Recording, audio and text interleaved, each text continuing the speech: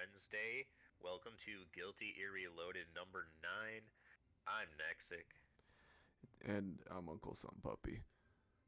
and we're going to bring you some hype pre-Frosty Faustings action. I'm super excited for Frosty Faustings. It's always been pretty big, but this year is just ginormous, and we definitely have some people coming in for some practice beforehand. Yeah, dude. So I got into Guilty Gear right before Evo, and I actually haven't gotten to see too many current majors live. There just haven't really been a whole lot of in-person big tournaments like that. So this is a cool thing for me to see. Oh yeah, for sure, for sure. I I've been watching uh I've been watching a lot of Guilty Gear ever since gosh, the first Evos I can remember. And I remember when Evo was this small tournament, it had usually like 80 players, something silly. And they're like, all right, we'll give this one more big shot. We're gonna make Strive, and hopefully people really like it.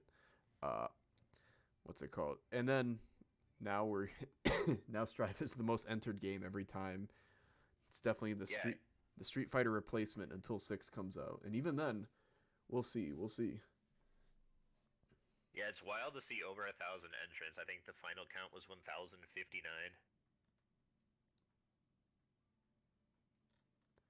Yeah, it. Oh my gosh, it's a lot. It's a lot, and I think Evo last year had like something over 2,000, which is crazy to think about. We're setting up our first match here. It's going to be, uh, sorry, it's going to be Albert. Albert Doug versus Tea and Cream. That's right. Um, I believe we have Albert in here already on the Anji. that's true. And there's a couple storylines still going on this match. Now, a couple of our heavy hitters, I think, are resting, or they're in the top eight for Ember's ladder right now. But we still A have lot of people on their way to Frosty also. yeah. So some of our regular heavy hitters aren't here, but our we still have Lanxeared, definitely one of the heavy hitters.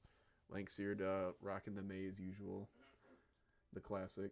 We have a hybrid Civic, who is a little known chip player. They don't like entering tournaments, but I've played against them, and they are secretly really really good. Teddy last week who almost beat MJ in a really close match. Madoood is back with the Eno. So we got a lot of cool people here. Yeah, we have Langs here, the classic top 8 recurring person at I think every GER so far. Here, looking to take one home. Yeah, this is looking at the bracket. This is probably their best bet, but that doesn't mean it's easy. Oh, of Um, course not. oh no, for We sure. have a couple dark horses that could just come in and take the whole thing. Someone like Joka. That's right.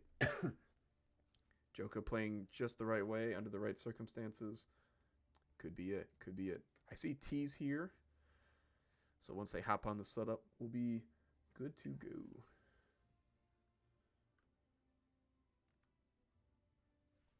I wonder who T plays. I didn't see when they came in. I didn't either. Against Anji, it can. Anji's such like a funky little matchup. It can change a lot of things. Oh, it's Nago. Okay.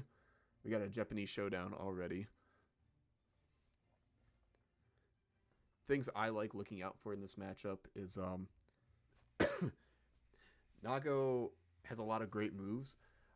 There's definitely but some of Nago's swings can be spun and punished pretty easily.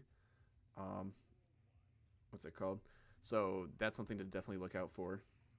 Yeah, the Oh, stream has gotten plenty. Oh, looks like something might be going on with T. I was gonna say the stream's gotten plenty of sick Anji play with Macman, so no stranger to that. uh oh. All right, I think T's ready. Let's see. If they want to restart it, they can. Oh no, I think they're just gonna go. Yeah, the life All right, difference isn't that cool. crazy. Although the positioning is a little nice. Look, you know what? Albert was nice enough to wait a moment, let T catch up anyways, Yeah, and they did win the round start. that's true. That's true. basically, this is what it looked like anyways. I like that just like menacing walk forward. Yeah. But this is This is kind of first. where both characters accelerate. Oh no, watch the blood. They missed the grab. What a grab break. Oh. Alright, so I like where T's head is at though. Yeah. They had really good offense. They had unfortunate blood pop, and they had the post pop defense on lock. They got hit there at the end, but it's hard not to get just the teeniest little hit when you're at 1 HP. Ooh. Okay. And whenever you're gauging a Nago player too, you kind of have to watch like sort of. Oh no. Well, there's two things you have to watch. Funnily enough, the second one is how they manage their blood gauge, but the first one is the tech they have. Round 1 going to Albert. I think T just needs to watch that blood gauge. Keep it a little more patient on the offense too. I know, every time I played Nago on the side a little bit, all I want to do is Beyblade, get in there, do some moves. But I also know I'm like, man, if I pop, I'm gonna lose my whole life bar.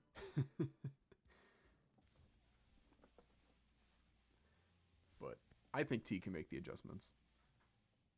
Absolutely. And more normal round start this time, perhaps. Yeah, I'd like to see a 5K.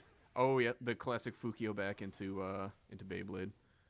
It's such a good option. It beats almost everything grounded, and I like stopping like just at the tip of your sword range and just waiting for a second to see if Albert would do something. This time the blood not blocked, so Nago time's not over. oh yeah. T definitely looks like the kind who's like, I like spending the blood. And you know what? That's okay, because it doesn't matter what your health bar is at the end of the round as long as you win the round. Look at the wrist gauge. The wrist gauge is cranked. I like the no the no action there. It's kind of freaky to watch when the butterfly's just floating above you and Anji just runs up and stares at you.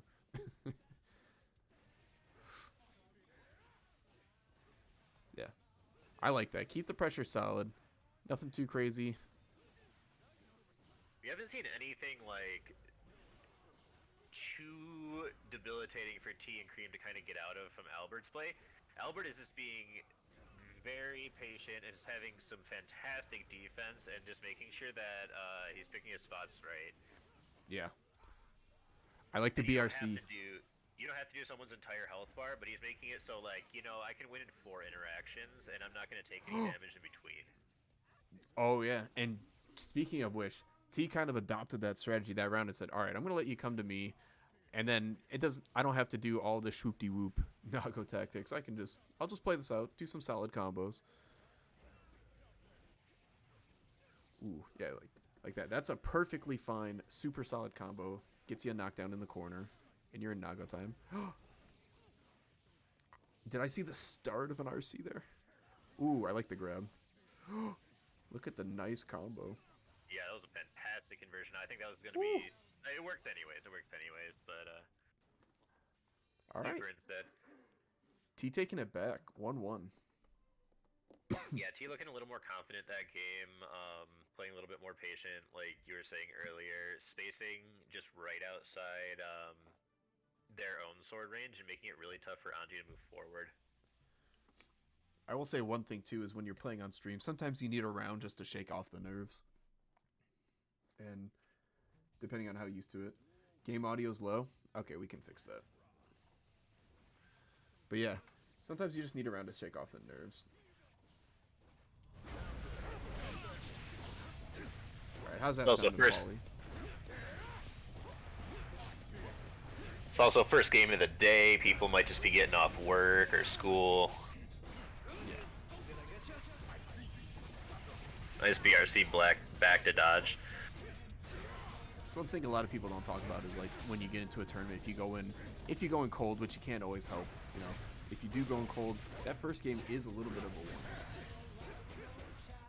But it's also worth like practicing playing cold because you're never just going to be able to like play perfectly at all times. It's not reasonable to expect that. Like improve your floor. Oh yeah, don't just work on your A game, right? It's cool to practice your super optimal combo, but sometimes play when you're tired.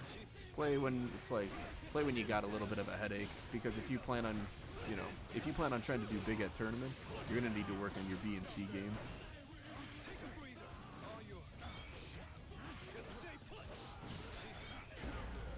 Ooh, yeah.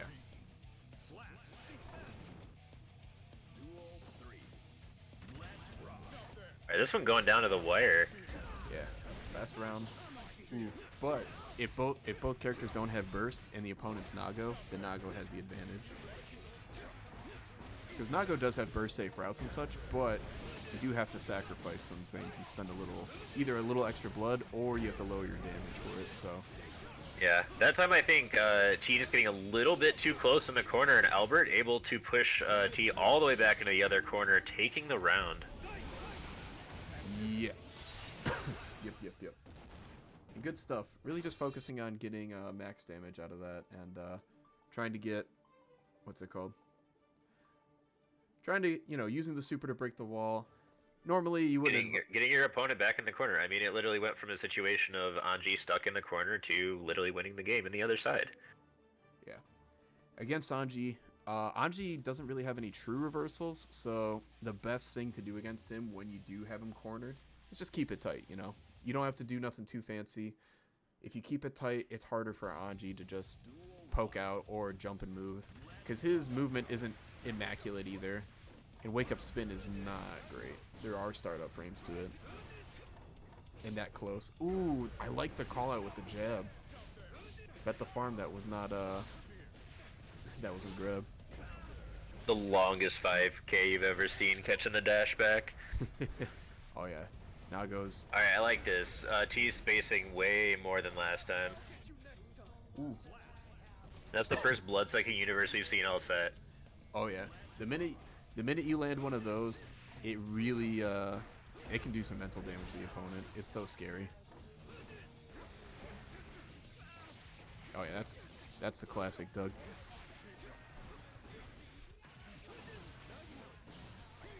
Recognizing that Team Cream didn't have any meter to RC that with right after, Doug's like, all right, I know I can go. Ooh. Whoa. Oh yep. One solid exchange can take this. Clone is so good. And what a smart move. The burst was going to come back in just like a second anyway, so might as well get the super off. Right, but like you said, Albert has burst now and a bar. Yeah. Nice PRC forward to catch the backdash. For sure. Alright, Albert on match point here. And I like that, stopping the slash short. It's cool. Yeah, there you go. Alright, I'd like to see T do a little bit more grabs. Yeah. Because Albert's is holding the old down back, and it is working.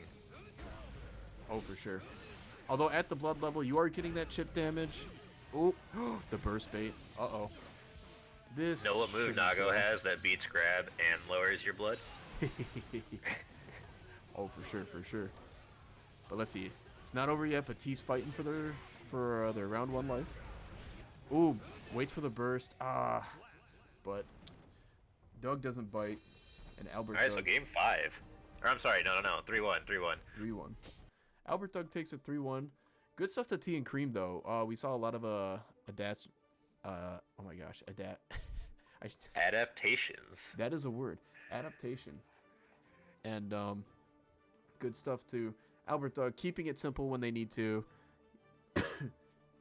Showing off that, hey, you don't need anything too fancy to just move on and do what you got to do. I think next up, what we're going to have is Madoood versus Mega Mania. Yeah, some Eno action. Madoood has been a longtime player here, and they are they're quite good. Their Eno is pretty scary. Yeah, I've seen them in a few top 8s here before. Mega Mania, I don't know what character they play in this game, but their avatar, or their picture on Start GG is Luigi, so... Oh boy, if they're a Luigi player, who's the Luigi of Guilty Gear? Goofy, but not like super goofy. I mean, it might be Faust. Faust is pretty goofy. Who has the Luigi side B of just the, alright, I'm just gonna send it and see what happens? Is it Leo? Leo's too good to be Luigi. Oh, that's true.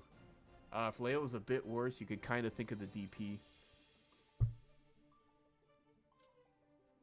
as the Luigi side B. Oh. Oh, Scarecrow PRC is kind of like Luigi side B, but You just really don't want to be a Luigi player, dude. oh no, whenever I random Luigi in Ultimate or Melee, I'm not a fan. It's Luigi wave dashes are fun, and getting the funny side B and the funny up B are fun, but yeah, he's not my kind of guy. I like awkward big moves, not awkward small moves. Speaking of which, the Faust practice has been coming along good though. Our boys getting coached. Yeah, that's true. I had a lesson with Smuggles. If you don't know Smuggles, they're a great Giovanna player, and it was a really interesting lesson. Someone who's like kind of at the bottom of the intermediate tier, just trying to get up into that next level of how do I compete with people like Madoood and Lanxeared and stuff, and it feels like you're missing that secret ingredient. A lot of it is just playing out situations. Seeing like, okay, when I do this, the opponent will do this. What are a few things I can do when that happens? If anybody's looking to improve, you can even just do that for one thing that you commonly do all the time. Like, Yeah. I was watching Sajam stream last night, and he was talking about like you will do significantly better into Jackos if you go in knowing the two things of what buttons do you have that can hit her minions, and how do you deal with 2K2D. And it's like knowing how to beat characters' strong situations and make them do different stuff is great. Yeah. I find figuring out how to beat some of the things that get them going, some of their strong suits. And that doesn't mean how do I get out of the corner when Jacko has the minion attack super up and they've got 3 on me and I have no meter, cuz well don't practice that situation, cuz I have bad news for you. Yeah. There's no escape. But how do I stop that? Enough about that character, because we have Stored Vampire Guy back again versus Guitar Girl.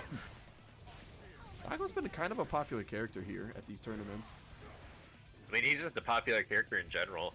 Yeah, Nago's so cool. When they revealed Nago at EVO, I was like, who is this samurai person? I love him. I like that burst from Mega Mania too. You cannot let Ino get momentum. Ooh, yeah, because then you're playing the minigame. The Clash. One thing Ino's super good at is just also making it hard for people to get out of the corner.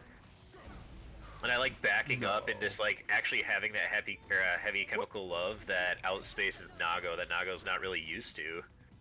Even at like the high blood level. Yeah. Ino can be pesky for Nago, but Nago has a field day once he's in. Ino's such a cool character because she just like kind of ruins certain characters' day. Oh. But like other characters have like no problem. She really is just like a mid tier, but because certain high tiers just shut her the fuck down. She's a mid tier, but her advantage state is just so pesky because it is guess. One thing I would say for newer Ino players is that move right there, Chemical Love, where she shoots out the sound wave sideways. That is such a good move to use full screen when you're just like, I'm not sure what to do right now. It is. They want to run at you too, because likely they don't have something longer than it unless they're like Axel, and they don't want to just keep having to block it. Yeah. What I'm noticing from Mega Mania here is that a lot of times they're getting some of these stray hits, but they're not following up on them. It could be nerves. Could be playing a little cold. But Madoood making it as hard as possible for Nago to get into. Oh yeah, They're kind of playing keep away almost a little bit. It was either, what was it, 1 or 2 patches ago? They're like, let's make Ino a zoner a little bit. And I'm like, why? With the note change. Yeah, with the note change and when they made Chemical Love better too. I was like, why would you do this to me? I don't like what. Why would you do this? But I believe in Mega Mania. Let's get Madood's point on the board too. That'd probably help. Oh, Madood with the costume change. Ooh. Uh-oh. What does the costume change mean? And a song change, I think. Yeah. I like the song change. Me too. It's phase 2 of the battle. If you want to be a top tier tournament entrant, if you want TOs and viewers to love you, set your song to random. Oh, people will love you for it. See, that's all Megan Mania needs to do to keep it safe. But now Great PRC just to get the cross up. Oh, yeah. Such strong positioning from madoood, and they're just looking to break the wall. A little bit short on the damage to get the full kill, but they're in such a strong position. Yeah. Eno with positive bonus is interesting. You can do some kind of... Ooh, I like it. Yeah. Big answer back by Mega Mania. They knew. Oh. They waited for it. I like it. Yep. And We saw it, though. We saw the spark. Mega Mania definitely has what it takes to make this match super competitive. And last round was. But I like just trying to Beyblade in early, just even though it didn't work out, because they're just like, I'm just not gonna let Eno like play keep away or even get started. Yeah. But Madood's a great player, and they kind of like were ready for that. Yeah. I don't think Madood has been pretty aerial during these times, and then just playing it patient, setting something up, and then moving in, because otherwise they'll get intercepted. But good back throw.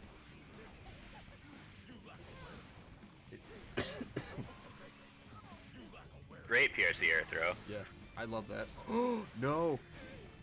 Oh, no way. Just a second too late. No way.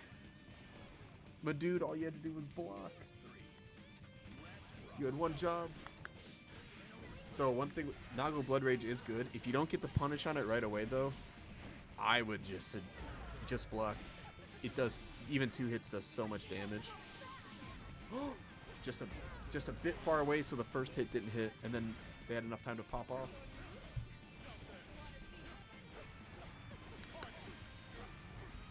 Oh, yep. That is a classic Nago pattern, and it's not a bad one to do ///, do something to give you another ///, and that second one you go for the command grab. Ooh. Yep. Good stuff to my dude taking game 2, but Mega Mania making it a difficult road. Game sucks. Now you get when Eno keeps me in the corner for a whole round. Yeah, I feel the same way. If Madood making every spot feel like the corner, okay? the things to take advantage of with Eno, I would say, are her grounded normals. Although some of them are pesky, I wouldn't say any of them are extremely good.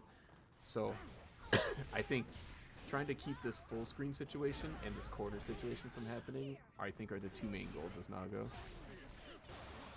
But Chemical Love is especially pesky because you can't run under it as Nago. You just can't run.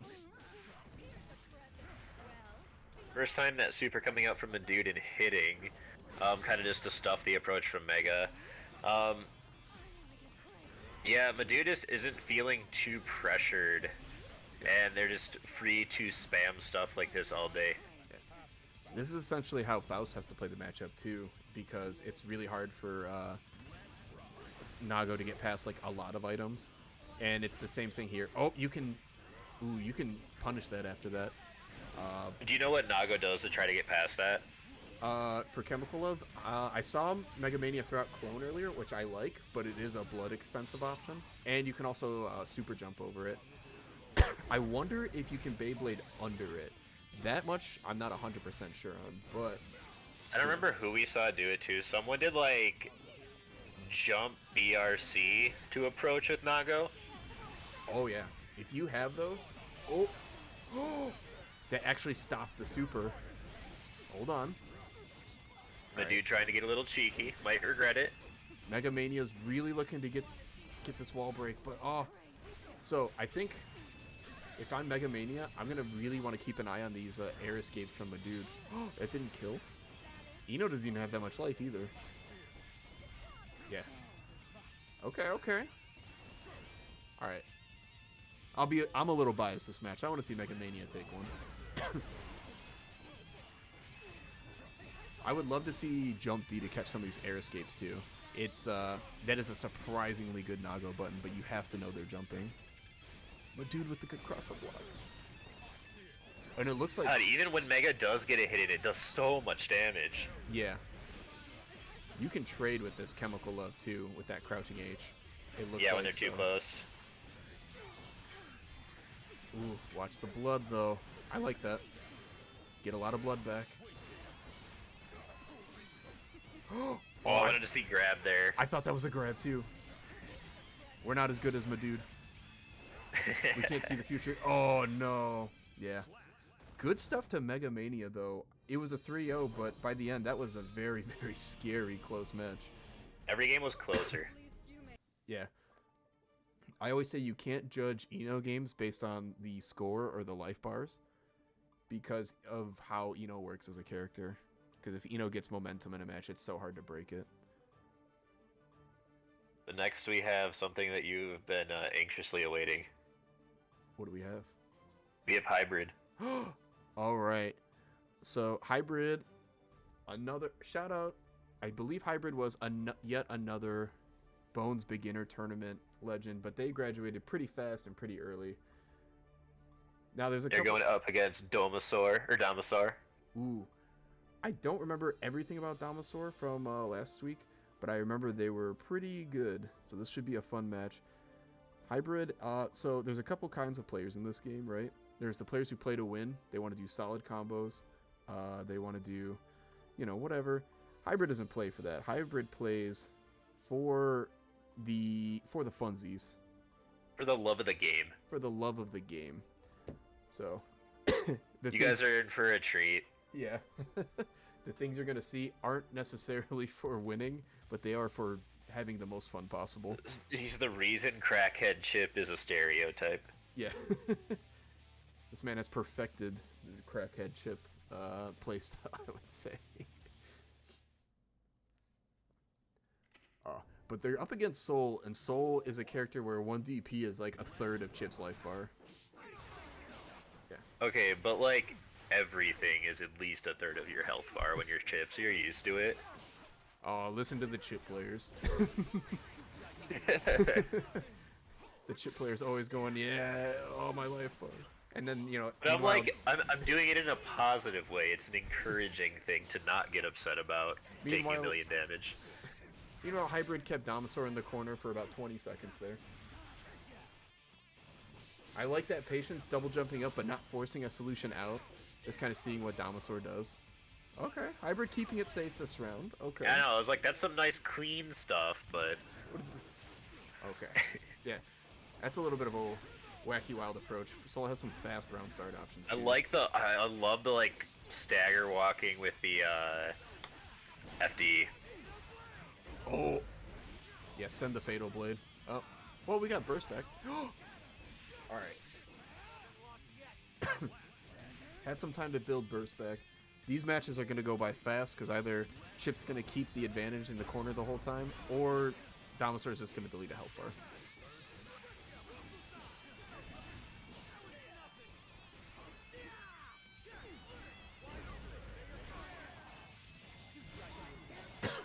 Good burst from Domasaur. That was going to be a terrible situation. I like the Shadow Clone there. Risky option. Oh, no RC? Oh, they... Domasaur said, I am the funny player here. I would like to see Hybrid mix in 1 or 2 tick throws. Start scaring Domasaur a little. Just from like okay, I can just block forever. So I think what you do here though is you take that info. Domasaur didn't wake up DP once that match, so if I'm the opponent, I think, okay, they're either saving it or they're not a very often wake up DPer, so I feel a little more confident going in. Because given enough time, any opponent will crack.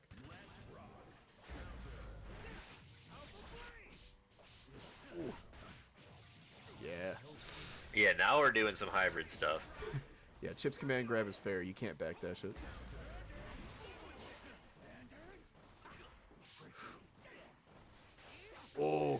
good air to air. If I thought that was gonna land. Ooh. Dinosaur's spacing is so good. Dinosaur is spacing like a champ. Okay. Regardless of the outcome. Oh yeah. I love how they're just approaching, and they're using walk so well. Yeah.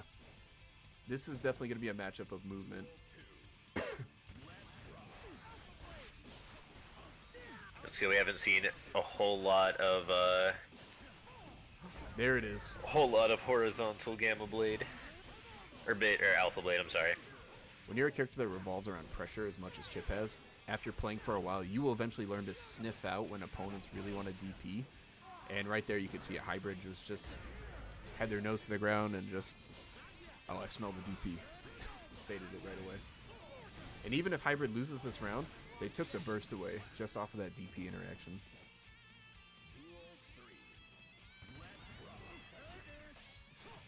Oh! I would love to see some combos end with the clone instead of the double Rekka, just because it leads to a better knockdown. Big damage coming out by Dom. Ooh.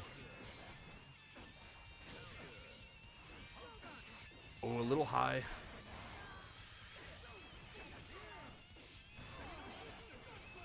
Yeah, waiting for a guaranteed burst point, making sure they weren't going to get burst baited.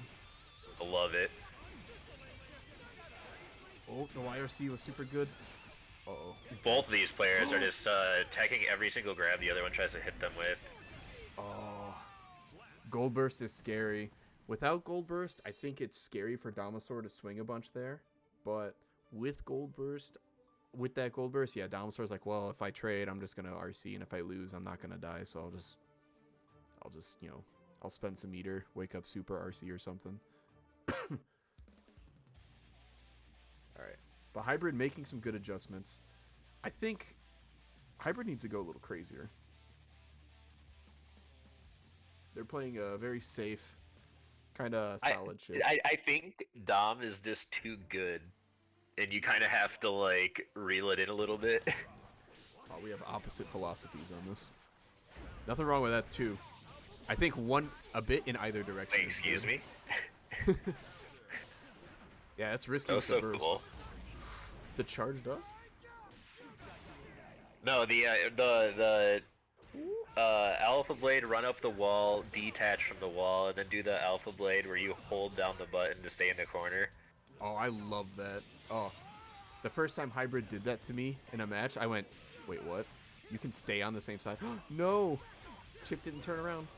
It's okay. He meant to throw it the wrong way. It's a delay so he can build more burst and get Dinosaur's burst this round. That's what we're going to call it. Nice conversion. Yeah, and prioritizing these wall breaks I think is a good idea. Alright. You're a brainiac.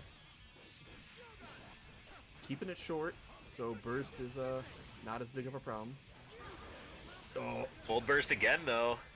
Has to spend it. All right, not the I other wonder one. if Dom knows a spot in, like, typical chip pressure that is, like, gold burstable if they mess up.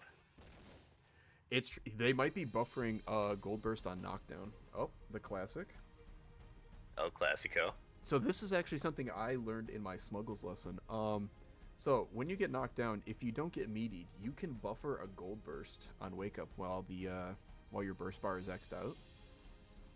Interesting. But if you do get meatied, like if you walk up and if you OTG them, come on now, I'm pressing X.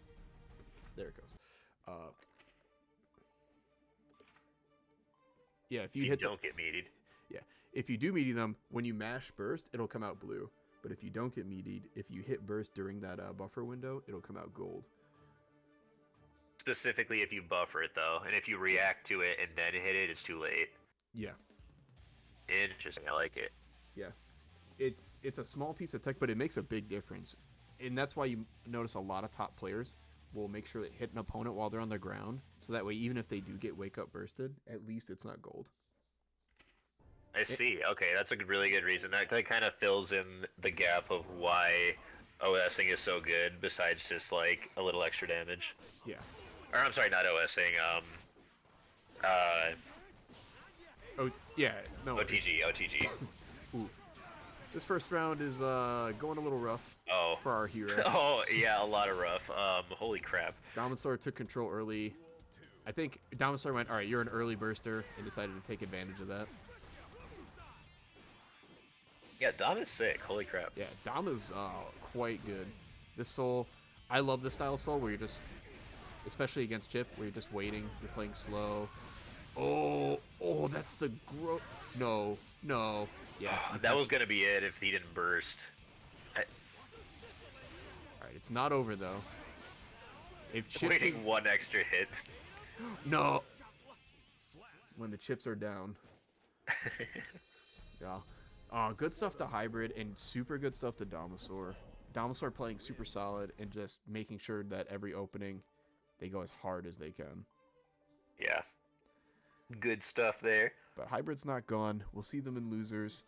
I'm personally rooting for them to make it all the way back to top 8. I know they can. Now we are moving on to our first winners quarterfinals match. We have Nal Robin and Fat Cat Teddy. We haven't seen Nal Robin before, but we have seen Fat Cat. Yeah, Fat Cat Teddy is a great Kai player. Super solid. Almost took out MJ Kurose last week. A pretty high up there Happy Chaos player. Ooh, versus May.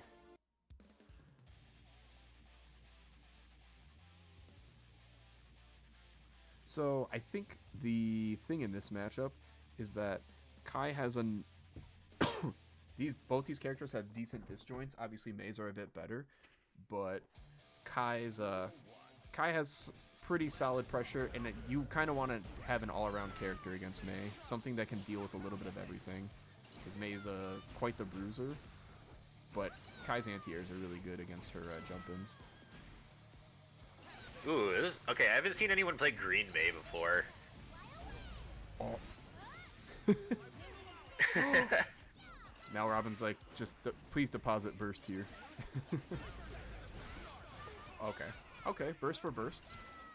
I agree. You're still at burst advantage, and you will not burst. Ambitious DP. Oh. But like, what else do you do? Because now it's a 0-frame S Dolphin, right? Yeah, it's on block. Oh, it's S. S Dolphin. I think it's still.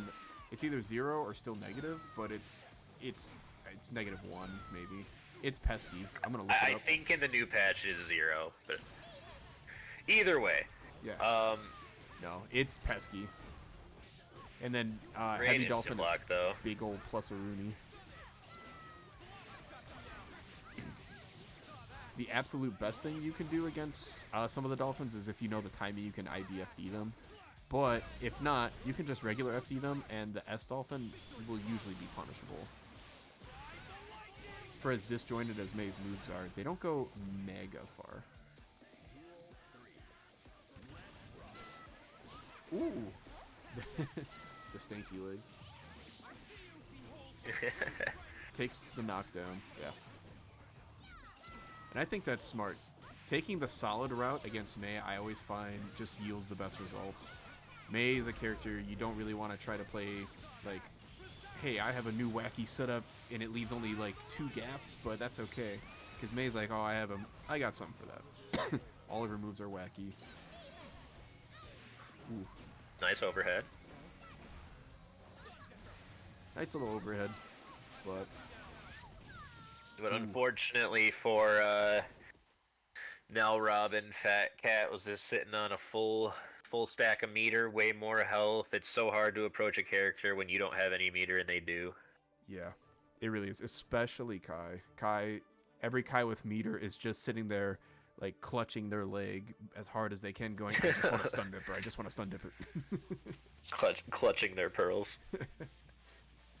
Oh, if a Kai wins this week, I'm definitely gonna find the meme of Faust trying not to jump D. I'm definitely gonna edit it to have Kai not trying to stun dipper with meter. Oh, hell yeah, Diaphone put out his Bridget guide. Oh, heck yeah. Ooh. I think if you're Nal Robin, So the way to beat Kai's is to, you kind of want to do a mix of keeping them out, or if you can't do that, just pretend Kai, because Kai doesn't have any. Kai's pretty good in all of his aspects, but he's not broken at any specific thing, unless you're Fern. But if you're not Fern, you can just out good thing Kai. Find the good thing and just pick your moments on your character that beat his good stuff. Teddy taking round 1 and at burst advantage. Not dealing with Now Robin was getting more mileage in the first game off of approaching with different dolphin speeds, and they kind of abandoned that for more 3K. Yeah, and 3K did get a nice little improvement, but it's not everything. Ooh. May's combos are hard to burst, too. So good stuff on Teddy. Yeah, it should be. Yeah. Oh, that was supposed to be super... Working out okay anyways, but making us a little scared there for a second. Yeah. Like right there. I think the way to beat Kai is to play to your character's strengths, and right there now Robin did a good jump in, strong moves, and just said, alright, I'm just going to do May pressure. It's like a couple, at least the second time now Robin tried to go for the overhead kick after one of their own buttons, and it was too far. Yeah. Overhead kick on May, it can be good, but if you don't have meter, it's not the highest reward situation either, so it's like, you gotta have a setup for kind of after it, like, you're like, oh, okay, if they always jump after it, then I'll do up dolphin, or something like that. Yeah, like they just hit it there, and then it didn't lead it at anything. Yeah. And it ended up costing the round because that set it back to neutral, and Kai's neutral is pretty... I would say that's probably Kai's strongest aspect. He's so scary to fight in neutral because you never know if it's going to be one of his giant disjoints, or is he going to run full screen and jump scare grab you. I don't know, after watching Fern last week, I could have swore it was his combo game. No, Kai does... Alright, don't listen to the Kai. No, the things I saw last week were not real. Like, I've never seen Kai's do anything that cool. Oh, for sure. It's... it's scary. And it's definitely something you probably won't see in... It's also slightly matchup dependent. Against May, she's a little smaller, and she's riskier, right? You don't want to risk taking a big risk against this character, because wrong thing, you take 60-70%. Yeah, so unfortunately for Nell Robin there, Fat Cat Teddy DPing out of the corner, didn't hit, and then Nell Robin still ended up in the corner. Funny quirk of Kai's DPs too. If they're in the corner and they DP and they hit you and you burst, they most of the time they'll burst out of the corner. So it can be your first instinct is like, crap, I want to keep them in the corner, but that will actually send them out. You're better off just eating the hit and trying to burst what comes next. Uh-oh. Okay. Alright, and Teddy here on match point. Now Robin almost had it there. Ooh, but that was a nice conversion there. I wouldn't mind seeing a little bit more jump H. I know it's scary because Kai has a DP, but that is May's strong suit. Like, yeah, right there. Look at this. This led into such a good situation. Ooh. Yeah, once Nell Robin finally got a chance to like let that combo rip, they nailed it. No. Ooh, Dragon Install coming out. Is he gonna do the infinite? Yeah, he's probably not gonna have a chance to. This was what always happens with Dragon Install. They pop it, and then neutral happens, and then... Yeah. The character works mostly the same. Some stuff is harder to deal with, and is like more advantageous on block, but it's not... It doesn't change the general game plan, so it's like... Don't get me wrong, Dragon Install is super cool, but yeah, that happens a lot. Also makes your meter gain 90% less. Oh, I didn't know that. Oh yeah, so you do get some wacky, silly combos that you can do off it, and some really strong damage and meaties, but it's like, yeah. Haven't seen Teddy grab in a minute. Oh, I thought that was it. Oh, help. I want to leave. Wait, what is happening? Oh, nice. Good stuff. Excuse. Let's go. Now Robin with the adjustments. I definitely saw them playing a little bit more patient, a little bit more to their character strengths, and they're like, Teddy's DPing a lot. I'm just gonna wait. It's Yeah, okay. if they replace half these DPs with run-up grabs, then we're cooking. Oh yeah, I want to see a full screen run up grab. I know it's scary because Dolphin could jump scare you, and he's what? I was Excuse gonna me. say, I feel like I saw a Teddy on Gold Lewis at some point. I don't remember this. Before they sat in with the Kai, I thought it was gonna be a Gold Lewis. Oh, oh boy. All right. Well, we have. I kind of like to think of Gold Lewis as an even slower May with way less movement. An even slower Kai. But you He's exaggerate. kind of like Chip, except. Have you seen? Sajam has a great series of videos about doing Gold Lewis impressions of other characters. Like he did. I've not seen it. He did. He's like, "You want to see my Faust?" And he just did jump in the air and did jump H, which he sends the coffin straight out like Faust jump H. All right, but this is where Gold Lewis is very weak. But full security meter. Oh, yeah. Force is. Oh. Speaking of jump scares, Gold Lewis standing slash is so fast and it reaches so far. But it's working out so far for Teddy. I like this. Oh, May's really short. That jump in is a little awkward. I think May is the second shortest character in the game, with Bridget being the shortest. Pesky gopher Bridget. Alright, I want to see some in this Behemoth Typhoon. See, that was a Kai mix-up right there. Run up, dude, dust. Maybe I'm wrong. It probably is a Kai player. Yeah. Oh, Fat Cat Teddy's definitely a Kai player. This is a very interesting switch. But coming back basically has burst. Will literally have burst if May does any damage to him. Yeah, there we go. There's the grabs we wanted to see. Oh, breakthrough. Saving up for that drone. This is dead. This is dead. Ooh. Okay. Teddy wanted to pull out the Gold Lewis and takes it. Want to pull up? Character switches are hype. Wow. But hey, good stuff to now Robin. You could see the adjustments slowly in the set. And I think I like how now Robin plays May a little differently. A little more grounded, a little more calm. But I think it's also important to recognize your character's strengths and, mix it up. But super good stuff. I want to see more now Robin. That was fun. Me too. Oh boy. Now we have Kuya and Noized both returning to the stream from previous weeks. Yeah, Noisa, a pretty strong Axel player, and Kuya making top 8 last week with Chip.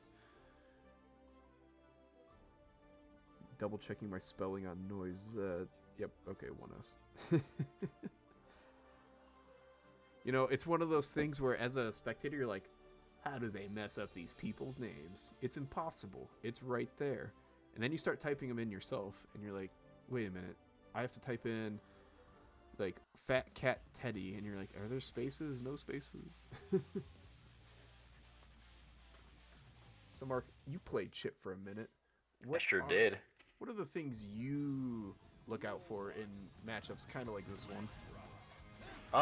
So my Chip experience was a little limited. I didn't get a lot of practice in every single matchup, and Axel was one of them. But mixing up your approach timings with like instant air dash and slight delay air dash was really good. If they were, I forget which move it is. It might be his 5P, but the one that kind of goes like the Eno dash trajectory. Getting hit by his Renzen is really shitty, so I didn't like to be on the ground as much as I could unless I was pressuring Axel. Oh my god. Noisette getting really wacky and wild with the double wake up super there. I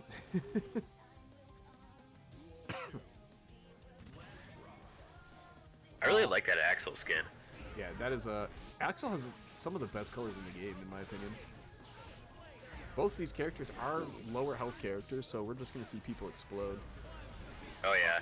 What? And Kuya doing some fancy wall run stuff to get the side switch, and they didn't quite hit it, but they were going for the carry crap back across the other side. Oh, excuse me. That kills. That's game 1 for Kuya. It sure is. Holy crap. Yeah. I mentioned this a few GERs before. There was a chip who could have killed a bunch of times by doing that and didn't. If somehow magically you're here, take a note. That's what I mean. Hey, that one guy from before, if you hear, this is for you. Random person who probably doesn't know that you're you. Listen up. Alright. I think Noisette had a lot of good stuff going, but they just chose some risky options. I'd rather see that meter used to come back. You have a really good wake-up option against Chip if they leave any gap in their pressure, which is your 2K. Rainwater. Yeah, Yep. When I played this matchup, Rainwater wasn't good. Now, this matchup is the bane of Axel's resistance or existence. Existence. Yeah, Mike. It's been a long day at work, like 3 meetings, but yeah, I like that. Just Rainwater is such a good move in this matchup. It covers Chip approaching from so many angles, and telling a Chip to hold still is well. Yeah, I played Chip because I like hitting buttons. I didn't pay $60 to block. You know what I'm saying? I paid $60 so they could block. Ooh. The saunter. I like the kind of player Noisette is. They're playing to make a statement. Maybe the not so secret weapon that we've seen 3 times already. Yeah. Noisette really doing a good job of utilizing one of Axel's best moves. I don't think enough Axels use is Far Slash. Oh, we're going up the hurts. wall. Yeah. And I think there might have been one more rep of that too.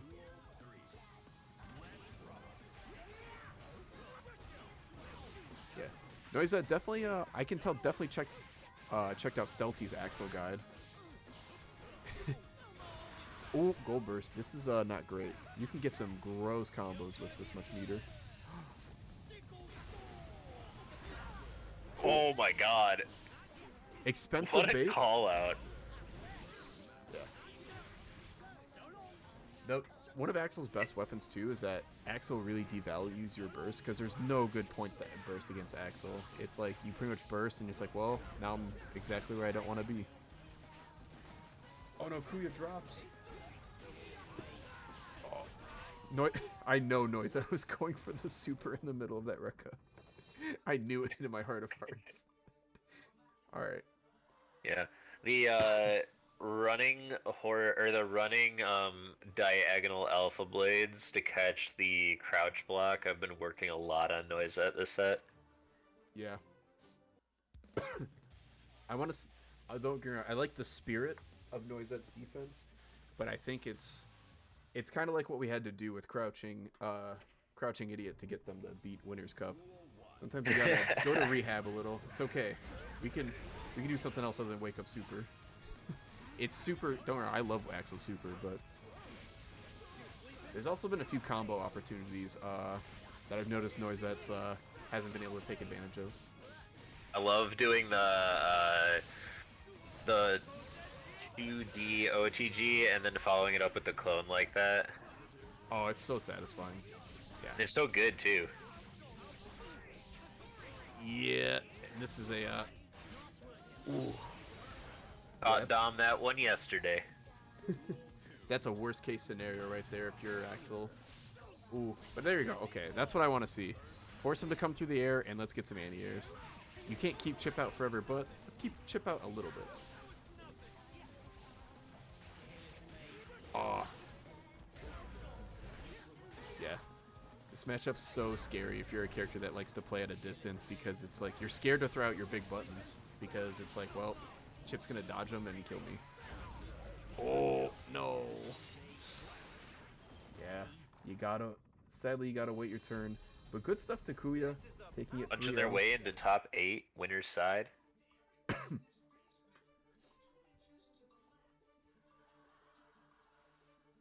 right. If I'm Noisette, if you're out there, I'm gonna give you a piece of homework. I want you to go to training mode, and I want you to set Chip to just wreck you a bunch. And I want you to just practice taking it and then what you do right after. Because you have a few options. When Chip ends or even hits their Rekkas without any meter, they're negative all the time. So what you can do is Rainwater is a good option. I saw you use that once or twice. I like 2K if they're super close, because 2K is obnoxiously fast and low profiles half the moves in the game. Mixing in the Wake Up Super every once in a while to make them scared of it is good. But Chip's never going to be fully scared of pushing buttons. They're just going to push them more carefully. So keep that in mind as well. But yeah, definitely lab it out. I think a little bit of labbing, you'll have that matchup settled, ready to go. Oh wow, are we already? Wow, we're already. We are already to top 8. We're in top 8. Ooh, we got a lot of time left. Okay, well. We are going to start with winner's side since losers isn't quite caught up yet here. We're going to go back to Fat Cat, Teddy, and Damasaur. This should be a fun matchup. They kind of have I would think they have similar playstyles for the characters they play. But, ooh, Teddy sticking with the Gold Lewis. I like it. I like it. Okay. As you said, this is our first match of winner's side top 8.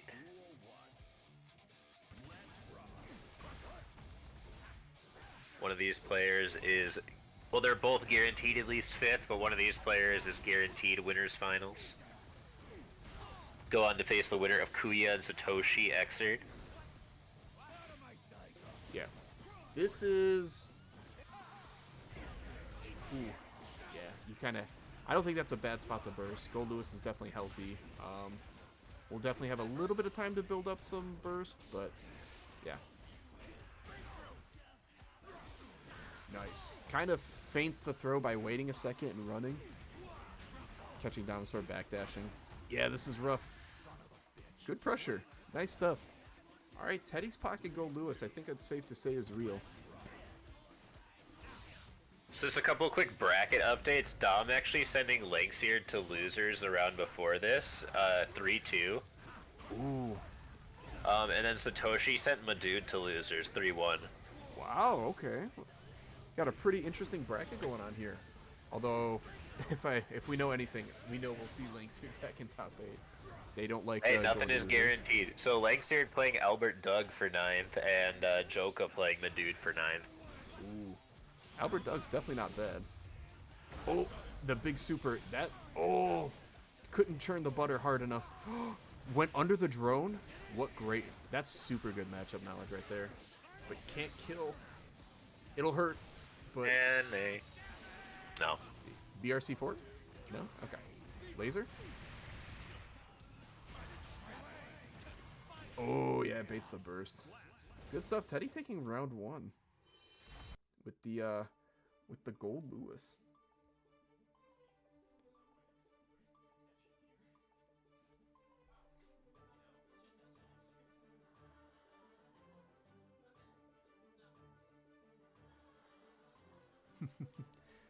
All right. I'm curious to see how down what a level discrepancy here. We got the level 84 Lewis with the 4400 soul. This is also why sometimes if people fixate on certain numbers and such, I always say don't worry about the numbers, worry about the player. Yeah, Teddy could have like a 7,000 millia or something that we don't know about. Oh yeah.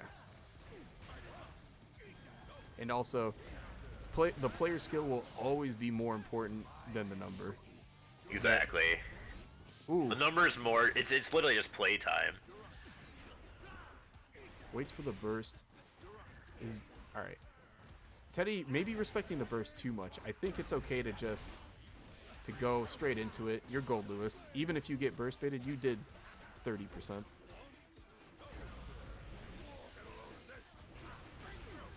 It's interesting, Teddy not using a ton of Behemoth Typhoon. This is a new character for them, so they might not be mega familiar with it, but we've definitely seen a few. Oh, you're getting throw looped.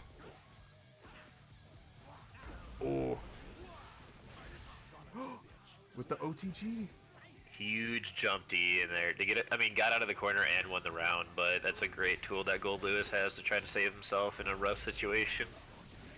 Good composure, but you saw Teddy go for the wake-up grab there. Damasaur really doing a little bit of good conditioning that last round. And the burst bait, this is rough. Soul's not a character that builds tons of bursts normally. So, good chance Teddy probably doesn't get it next round unless it goes super long. Meanwhile, Damasaur has the burst on deck, ready to go.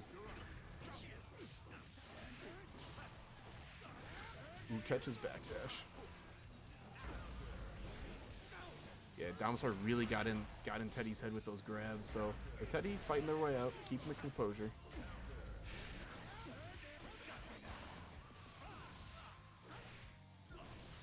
Oh, was that supposed to be super? Oh, wow, that did so much damage. Good stuff to Damasaur on that one.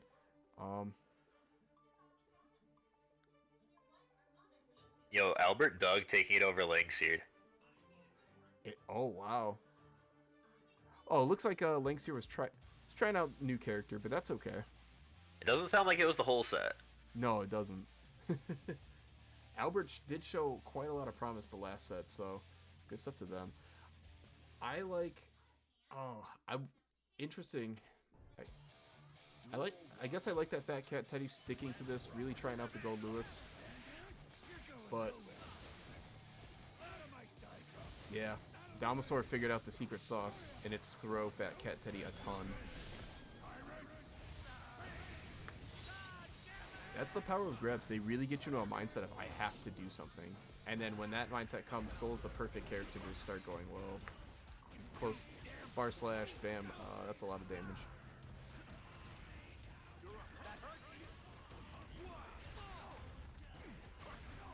Look at the chip damage is so gross.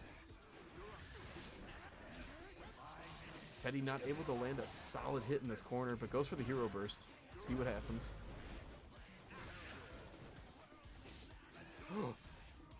Oh. I think Teddy's yeah, really going for quite a lot of burst baits, but it's just, I think when you over-respect the burst, you cut all your combos short. And sometimes it's okay to cash out that burst.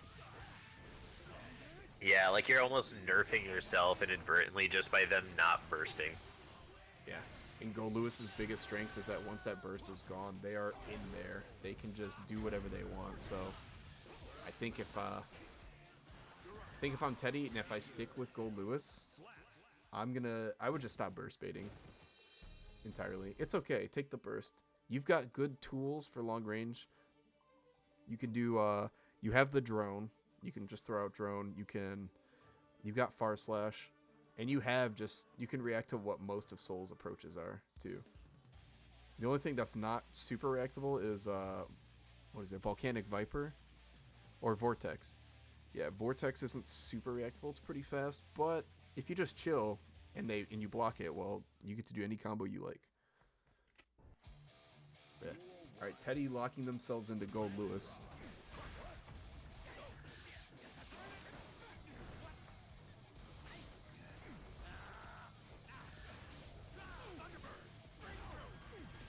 Ooh, using the Typhoon to lock them into Thunderbird. That's a good strategy.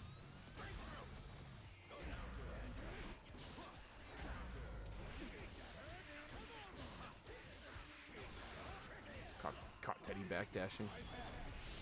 Oh, yep, that's in time.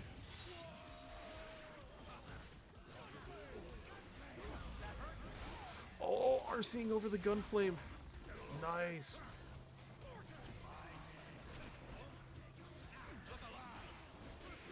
Oh, good YRC, keeping the pressure on your side. Yeah. Normally, Jump Dust will beat some 6Ps, but that deep, yeah, 6P still going to connect. Dinosaur on set point here, looking to punch their ticket into winners finals. This is a big action. Teddy getting their burst back. Yep. Drone's going to be pretty good in this matchup. Being able to throw drone and chill. I would like to even see a laser. Bring down the Hammer of Dawn. Ooh, okay. Oh, this corner situation's bad. Okay, there we go. Yep, I like it. Yeah, with meter, you can see the volcanic vortex is pretty good. Yeah, like you kind of pointed out earlier, just sliding underneath that Thunderbird's so good. Yeah. Good stuff to Dinosaur. Super good stuff to Dinosaur. Yeah, and Teddy doing really good with the new Gold Lewis. Looking really good for a fresh Gold Lewis. You can see Teddy's fundamentals as a player coming through. Although me personally, I'm a big fan of the Kai, but hey, this is a tournament for improvement, learning, and practicing stuff. So there's a new character you want to try, do it. You know, this is the place. There's no prize. Just a little... your weekly is to have a good time. Yeah. And that's kind of the point of this weekly. You know, we want this to be a place where people can try new stuff, have fun, you know, and obviously still compete. But, you know, overall, you know, be able to try new stuff and work with each other. Ooh. This is... It's Kuya and Satoshi. This is a spooky matchup. So we talk about Chip's health bar a lot, and you know, oh, it's low. And in most matchups, I actually don't think it matters that Chip's health bar is low. However, this one, definitely a little bit. Because when Happy Chaos does get that wacky big focus combo that leads into the wall ender, you might just be dead. But Chip is also well equipped, doesn't have to take a lot of the neutral problems that Happy Chaos normally makes people deal with, and having a DP is a nice luxury in this matchup.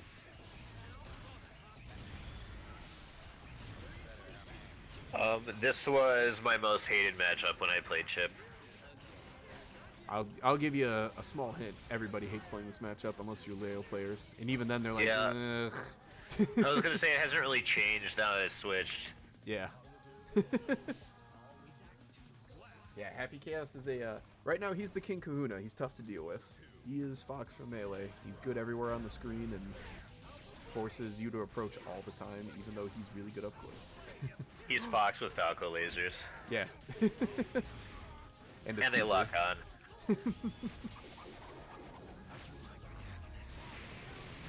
Yeah, and this is what I was talking about. This situation right here is not great for Chip.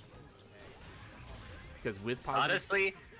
Honestly, Satoshi kind of like making it a little bit easier for Kuya by approaching in that situation after the wall break. Like, it's so hard for Chip to like get up and then have to approach.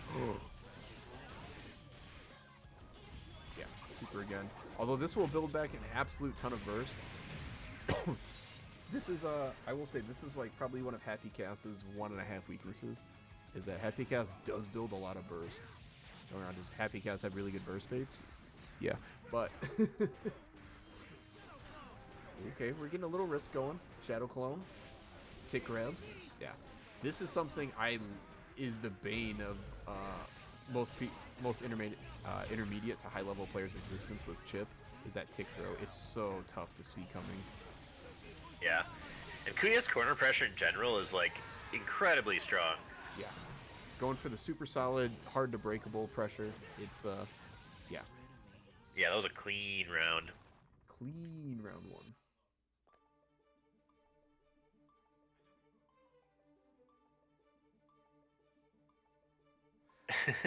Dom, if you like Gold Lewis so much, you should just play them.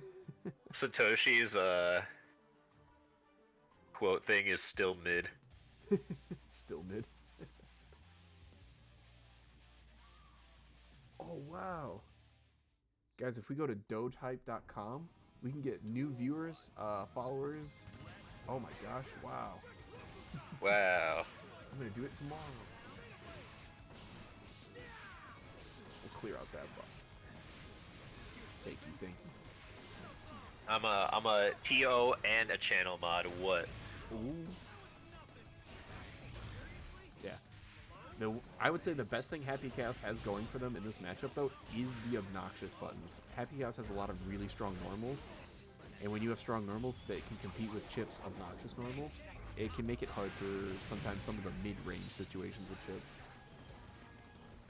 Like the, as Crouching called it, the Happy Chaos dash attack, the 6S. Yeah. Now, one thing to be said though, Chip has such a fast dash speed that if you're confident in your dash blocks, he can close the distance faster than other characters. Yeah. It's not easy, but he's just a little better at it. But the pain you feel when you mess up is that much worse. Yeah. Speaking of that, but this is not over because Chip runs one good pressure string, and this could be it. Yeah. Kuya's like, you rang. So that's the other, I would say, mini weakness of Happy Chaos is the fact that Happy Chaos doesn't have a meterless reversal. And even their meter reversal is just normal RC stuff. So it's like, they don't have anything special to wake up with. So you can usually, if you're not gapping too hard in your pressure, you can just keep doing whatever you want. Oh my god, that jump H was so deep it clashed with the 6P. I feel like I just haven't heard the shots. Like, I know we just heard it, but like there's been a lack of the shot sound this match. It's hard. Chip is so fast and good at pressuring. It's hard for Happy Chaos to start it. And even when they do, like you said, 1.5 dash blocks and they're in. Like right there, boom, that was one. And Happy Chaos can't zone, so they're forced to go in, but that's where they're strongest, so. Happy Chaos's disgusting mix-up game and strike throw game and high-low game is pretty gross. Ooh. Satoshi opting to play cooler than your average Happy Chaos. I like it a lot. Oh, for sure. Honestly, I haven't seen we haven't seen too many zoner style Happy Chaoses, and MJ seems to only do it when they have to. It's like when you're staring down Nago, it's like, yeah, no, I'm not going in on that. You can go in on that.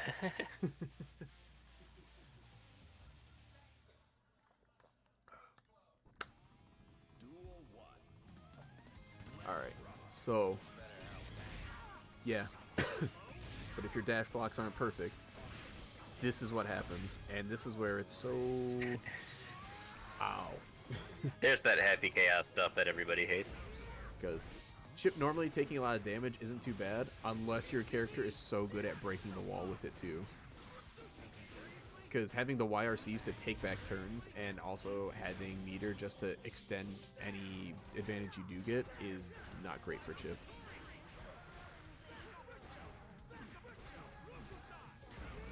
Ooh. Ooh. Kuya's cooking, alright. Happy Chaos said, my bad. It's nice watching the matches. You get to hear voice lines you don't normally hear. I love... That's what I'm going to say now when I get the wall broken on me. Just, my bad. My bad. Concentrates right in Chip's face. You're a braver person than I am, Satoshi.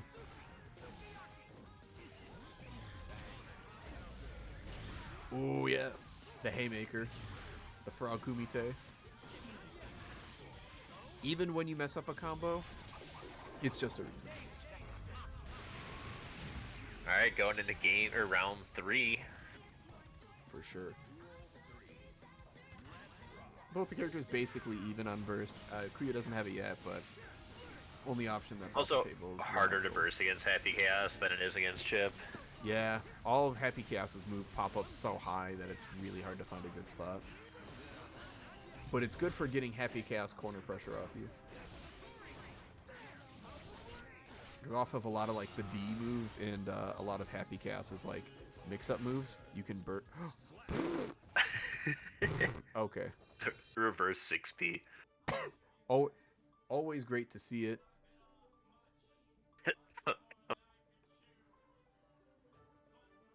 Oh, is that taken care of? Okay, that is taken care of. Cool.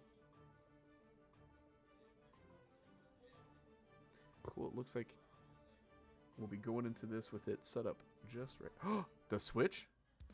Did I just see a Happy Chaos player counter pick? To Sin?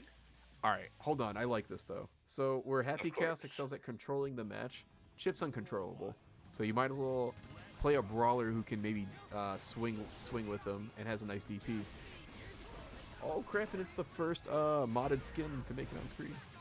We got the Gurren Lagann skin going on. Alright, but I do like this.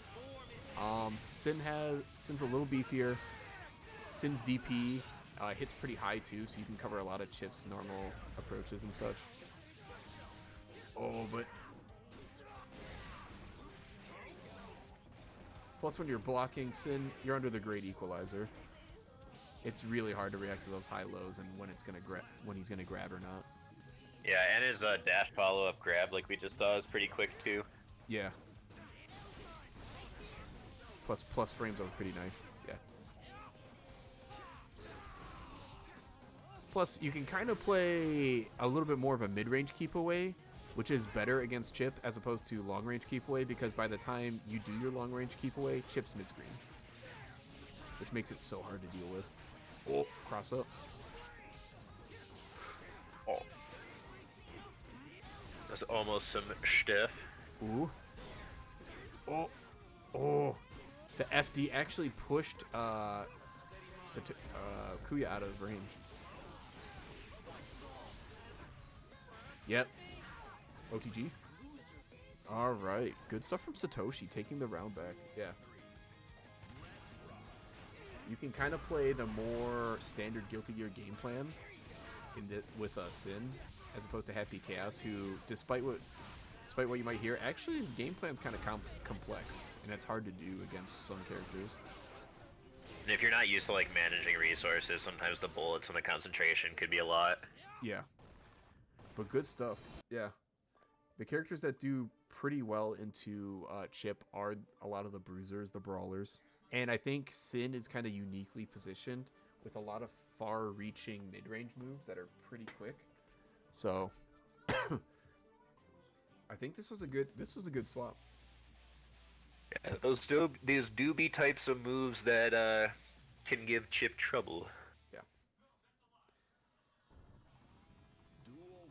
And I think even specifically for Kuya, who's used to who could just run the show freely against a character without a DP, but even if Satoshi hasn't pulled it out yet, you still have to play around it.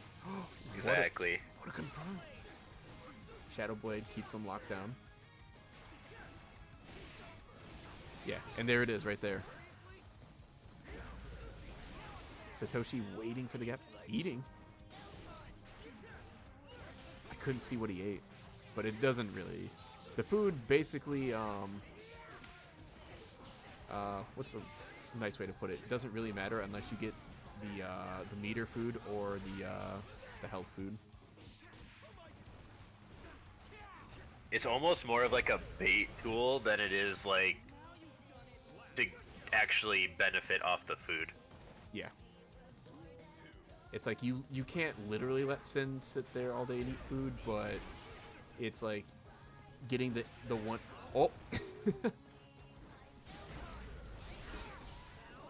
Oh, good grab. I think that was a guess on grab, but it ended up working out in Kuyu's favor. Oh, misses the punish. So if you block that, you can either back throw them, or if you have a really fast move, you can throw it out there, but you have to be careful about throwing out the fast moves.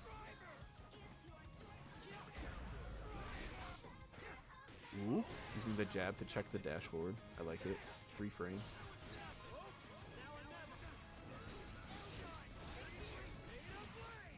Ooh, good DP spot too. If you're Kuya, you want to make this match take as long as possible so you get that burst back and hopefully sneak a win away. Ooh, match Lots point. of these games go into round 3. Oh yeah, these have been super back and forth. The elk hunt jump scare. Oh, really good DP. Took out a nice little chunk. Yeah. I like favoring the grab in this matchup too, just because it will beat out that DP. But it's... Oh! If that burst wasn't out, that was going to be a check situation. That was going to be tough. Oh no. Chip with 100 meter. This is not what you want to be against. But one mix up. Use the meter to keep the pressure on. Oh, this should be death. Oh, yes, it is. Good stuff to Kuya and good stuff to Satoshi. I love that counter pick from Satoshi, and having that side sin is so cool.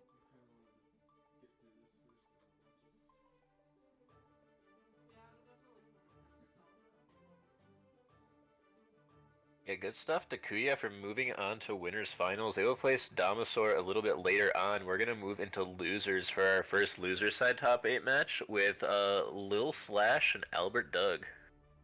Nice. We saw Albert Doug earlier. They were playing against Scroll. They were playing against Tea and Cream, which was a pretty good match. Yeah, they were the Anji. Yeah. Anji's doing. I don't want to hear. All right, there's a rule now. I don't want to hear Milia's, Anji's.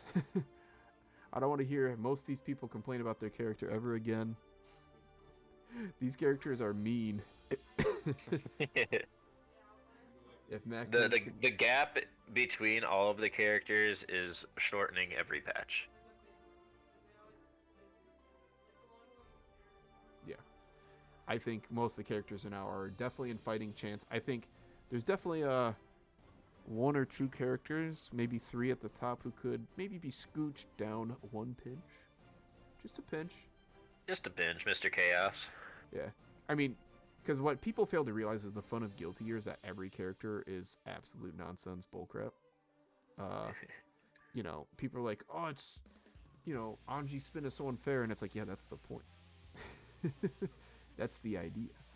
And it's like, I hate Happy Chaos Gunshot. I'm like, that's not going anywhere. But can we make it not obnoxious? We'll see. All right, so we have our first Ram of the day. Yeah. First Ram of the day, speaking of obnoxious characters. I was going to say, this seems rough for Anji. Yeah. For sure. Ram can trigger a spin from far away with Far Slash. And Ram has a lot of super fast moves, good for interrupting. And is fast, and is small, and has a super good 6P, which can mess with some of Anji's things. And is really good at playing around the counter super. This is a rough matchup for Anji. But they nerfed Rekka. Yeah. Oh, thank goodness. But actually, well, that did need to happen too. I'm not gonna lie. Rams are accessing more brain cells, but no. Slash is playing the super good right now. Before we get on ram dooming, my favorite type of thing to do. But yeah, making good use of spin. Honestly, out of those the swords. But it's really hard to deal with the swords. Nice. Great interaction there by Albert Doug. Able to make it out of a rough situation that you had almost no business making it out of. The exact perfectly timed PRC. And Albert Doug doing a good job waiting out the super there, but Lil Slash did not bite, recognizing the risk reward on that. Because if Doug was... She should be death. Yeah, that'll be death. Because like you might watch and go, oh, that was... Why didn't they just... If they just kept up the pressure, they would have won. But the problem is, if Little Slash supered right there, Doug was quite dead. Absolutely. And I'm sorry, it was Satoshi Kuya 3-2 or 3-1? It was 3-2. That was a close. It's updating a little slow on my side. My bad. It's my bad. So, the advice I always give to people who ask me like what to do against Ram, I always say, well, be cool in the corner, but also focus on outplaying the Ram player and not the character. Because other characters like Anji, you can be like, oh yeah, watch out for spin, and try to grab like the follow-up spin, and you can give them little hints like that. But with Ram, it's hard to directly fight a lot of her options, but I like to say watch for their habits, see what they're doing, and focus on that.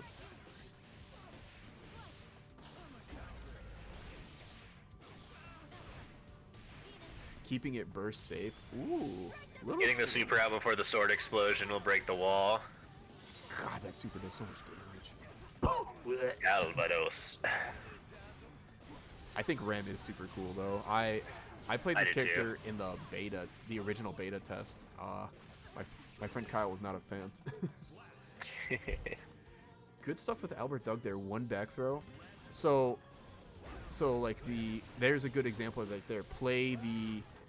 If you play, the thing is though, Ram loses to the same things and it excels at the same things that the game is built around, like corner pressure, screen position, things like that, meter management. So if you can get Ram in the corner, you're at an advantage, and if you manage your meter well, you're at an advantage as well. So. But then she just does that, so. Yeah. But that's the thing though. Her advantage state is so good. Anji has a couple cute tricks about it, but nice. And that's, yeah, hitting that spin when you're a little bit too close, not max distance, is still not safe for Ram.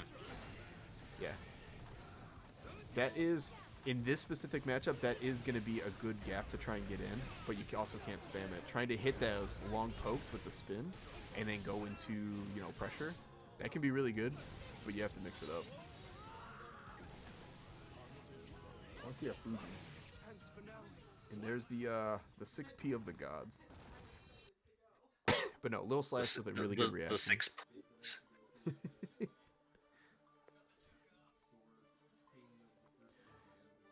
Very fun fact.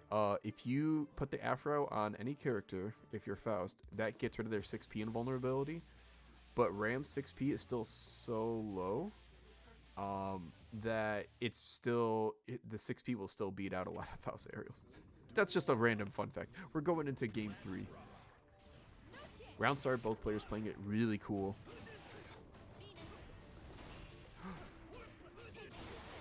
Oh, Little Slash finding the gold burst opportunity. That's going to be scary. This man's spinning. We got Albert the Hedgehog spinning fast. I like choosing not to go for the full combo there to keep the corner. Keeping Ram cornered, I think, is such a good strategy in most matchups.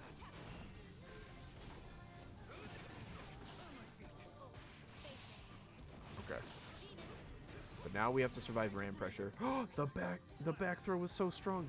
Good stuff from Albert. Solid adjustment. Oh, that's a 2-hitter.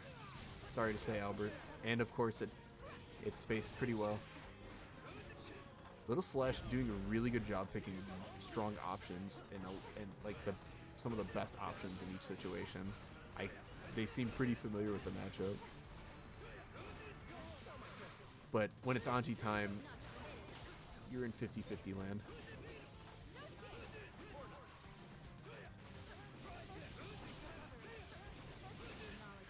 Ooh. Nice stuff from Albert. Really. So, Ram's also kind of in that archetype of really strong character with the weakness of no meterless reversal. Although Ram has really fast defensive buttons, so that's something you want to what's it called? Be cognizant of. Yeah, you want to be cognizant of. I was looking at Discord for like some TO stuff, and then I look back on the screen, and it was this like 2-0 quick Anji wins. I'm like, this isn't what happened last time. Yeah. Anji is definitely a momentum character. If they get the advantage, they start rolling. So, okay. So now this is where the real match begins. When either character gets the advantage, it's going to be a little tough to get out. Ram does have some fast buttons to interrupt with, like 2K and 5P. But this is probably dead. Yeah. I don't know if they buffed that at all, but I have seen Anji's super killing people through the wall way more than I used to. Mainly because Anji has Oki now, so when Anji hits you, they can keep you in the wall. Or now they do more damage getting you to the wall. That too. And they actually have routing that doesn't put you there until it's would actually kill you. A lot of Arx's changes on the lower end of characters are so smart. Like, Anji's changes at first, I was like, this is underwhelming. But seeing it all come together, look how much meter Anji has. That's a lot of meter to work with. This is... And let's not forget, Anji does have a metered reversal that is kind of scary in these situations. So, here's one thing, right? Little Slash is definitely a run-up. I call it the giant slash. I don't know the Wiper blades. the wiper blades. Oh, I'm calling it the wiper blades from now on. That's stolen. We see Little Slash as a run-up wiper blades into RC. So let's see what happens after. What will Albert's answer be to that?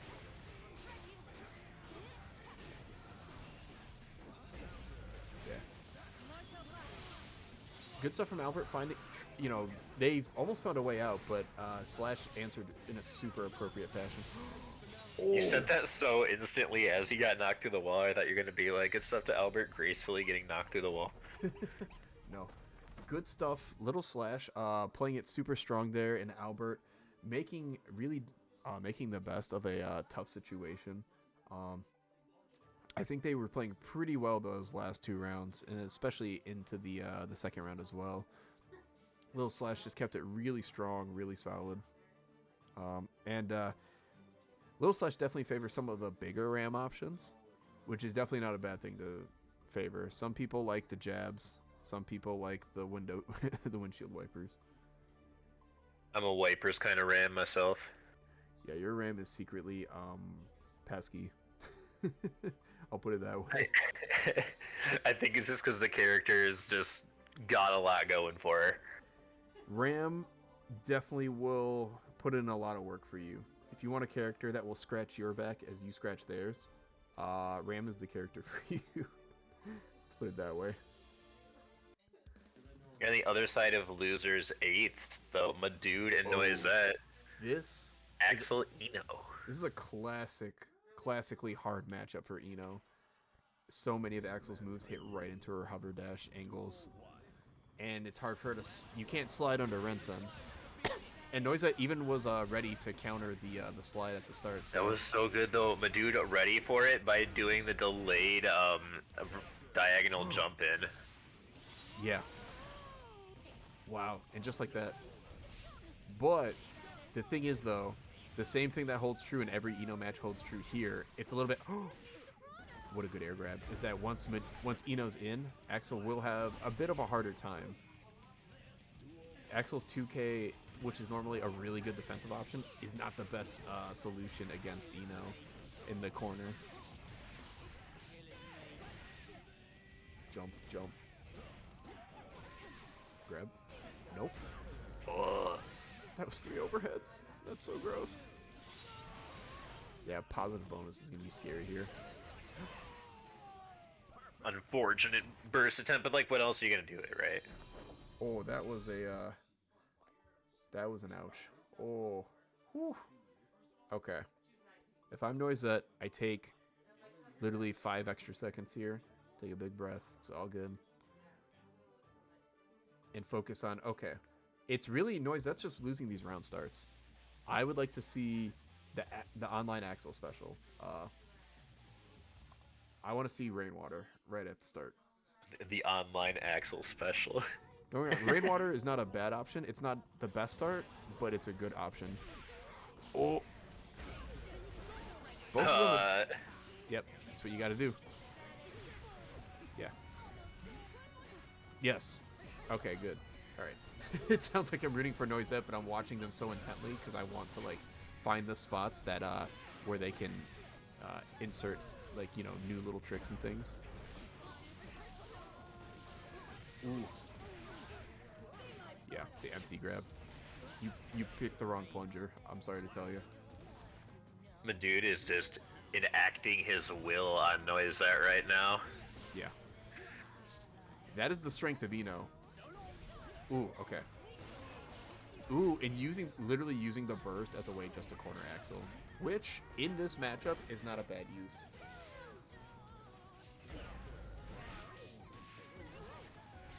of it. Slide, slide. Oh, yep.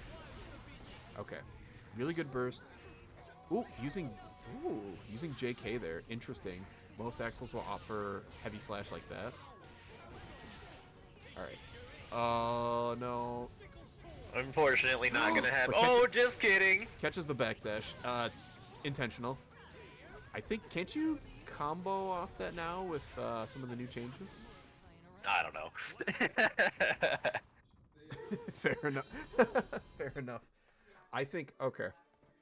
I think that's going to be, that's 2-0 for Madoood. Noisette finding a little bit more footing in that second set, but I think that's going to be the add-on to our Axel homework. Even if Noisette goes on to win the entire tournament, I would like for Noisette to just expand on where they can combo off of and how they zone and react. Because don't get me wrong, you don't have to zone all the time as Axel, but in a matchup like this, it's really good. Ooh, but like so like you would not have ran across the screen? No, well that is the perfect time not to do it because you can take the corner and Axel's offense is strong. People pretend like he's this character that can't fight up close. No, Axel's up close game is really good. It's a little more straightforward than other characters, but it's good. Yeah. The new dive change is showing up there. It's safe, but it's still not your turn.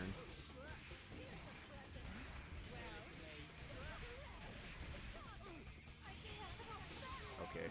The hard knockdown's going to be rough. Will Madoood cross up, stay in front, high, low, grab. Stay in front. Keep it simple. Okay.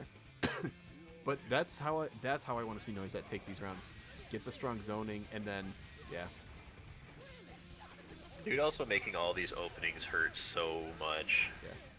Madoood is just in control of the round start right now, and that's honestly what's winning all these matches. But you see the last round, the first time they had a neutral round start, Noisette took control.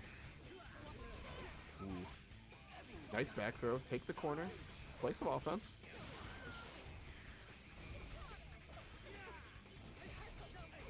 Good run forward. Okay, Noisette has the tools. No, that's a safe jump. That's a block. Yep, into the classic. And they're going to remember the second hit this time.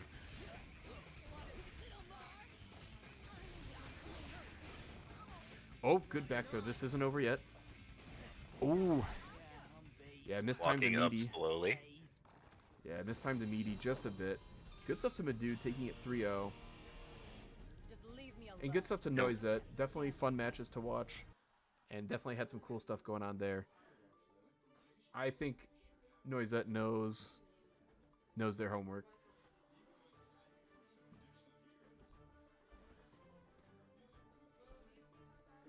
There's also a little bit less. I haven't seen enough 2K and enough enough 2K and enough 2S.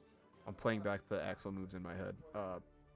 Those cover a lot of popular Eno angles, and a lot of those times where Madoood was just kind of getting away with what's it called? The dive from full screen. Those moves will cover those spaces and really do some damage. The reason the dive is so tricky against Axel, though, it's kind of like the same thing I was talking about with Chip earlier, where you can change the speed of your approaches between like instant and slightly delayed. So if you get them reacting to you jumping and they throw out their anti-air immediately, your delay will like just space outside and then punish them for it. Yeah, no, that's actually a good point.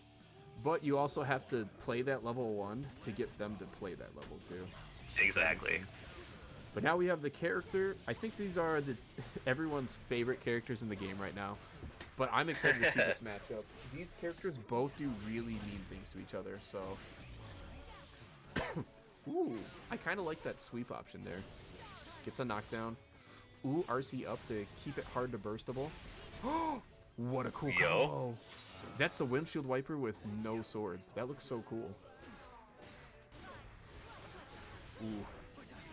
Satoshi not biting on that little frame trap with the Dragon Punch P move there, where she charges forward. Oh. Ooh, out of concentration, though. This is going to be rough. Yeah, you got to play up close. No, yeah. Like you were saying Yeah, earlier. Satoshi not gonna spend their burst there. Sorry, go ahead. Oh no, you're fine. Like you were saying earlier, when you lose that concentration though, that is a kind of a lose con for Happy Chaos. Without the gun, it's a rough time. Yeah. And Ram can close the distance very fast, like either via the just massive amount of range that her attacks have, or with her jump. I think it's Oh, the flip jump? 214K. Yeah. Yeah. Both of those really let you just like get in there fast when you need to. Now, with all that, Ram's still a pretty bad character on paper, so what they decided to do was give her some really fast move speed as well. She's so fast on the ground too. She has to be top like 25% move speed. But good stuff. Satoshi going for the raw grab. Oh, that was scary. Yeah, catching the sword toss, maybe thinking that Satoshi was going to jump and instead going for the 2K. I think Slash saw that Satoshi ran out of concentration and said, "All right, let's take the advantage right now." Oh my God! Not even a super, and that's it over 50. This frogman is squishy. This is all. There's that combo again, except this time ending it with a Calvados. Didn't have enough meter last time. Look at the damage. It didn't even get to drain from the last time it did damage. Okay, hold on. Yeah, I was about to say, get that concentration super going up. Yep. This isn't over. You have a burst and a wake up super to work through? The patience on that burst bait. Oh, calls out the grab. Gold, yeah. I was about to say gold burst is basically guaranteed there. Wiper Blade's going to take home game 1 there for Lil Slash. Lil Slash seeing clearly out the front window.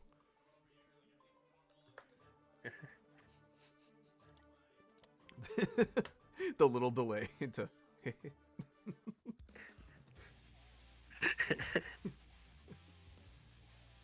Oh yeah, we're not in winners round 1 anymore, are we? Oh, no, we're not. This is losers quarterfinals. That is the one thing about managing this. I never look at the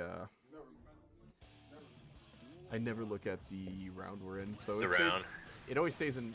At a certain point, I'm just gonna call it tournament. Tournament match number. Okay, I like that grab. Ooh, really good interrupt. Little known secret, you can get in the corner. You can down back against Ram quite a bit against most opponents because their most solid options don't involve them using dust, and the windshield wiper overhead is kind of slow. Yeah, the real thing is like a lot of people just get uncomfortable blocking for so long, and she doesn't put herself at risk too often when she's doing her pressure that causes you to down back. Yeah. You want to find that gap right away because you're like, oh God, I'm stuck against Ram. Oh, I'm going to take 1,000,000 damage. And it's like, well, probably. But she's so good for punishing you trying to get out of the corner. Oh.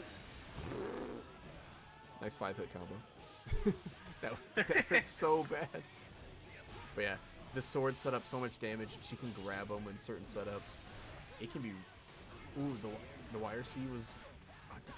They blocked it. Or reacted to. This is going to be tough.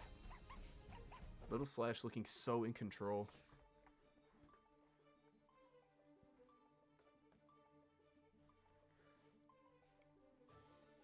This is... So, in my head, there's 3 characters that actually fight Happy Chaos really well. And I believe they are... Leo does it the best. And then kind of tied for second-ish is Ram and a Chip, because they can clear the gap so well, where Leo, although he's definitely a lot slower than the other two, he can dash block so well into the faraway Chip pressure. Oh, I think we might be seeing the Sin come out. Oh crap. But, yo, another thing real quick, I just want to mention Lil Slash is going on an absolute monster run right now. They lost round 1 to BX Keys in a 3-2 match, and then they beat Rex, Megamania, Nell Robin, Albert Doug, and now they're here. oh my... That's crazy. They're doing the Mango Pound 3 bracket. The I came here to play some games bracket. I went into losers just so I could play a few more games. Yeah, this is practice anyways. Alright. Satoshi locking themselves on Sin. Oh, that fast RC low is pretty nice. I like that. And I think giving themselves the DP reversal here will be kind of an... Oh, no. I was going to say give them a nice way out of some of this pressure, but... And then, although it's easy to say, oh, it doesn't feel like they've been in pressure a long time. To us, it's like half a second. To them, it's a lifetime.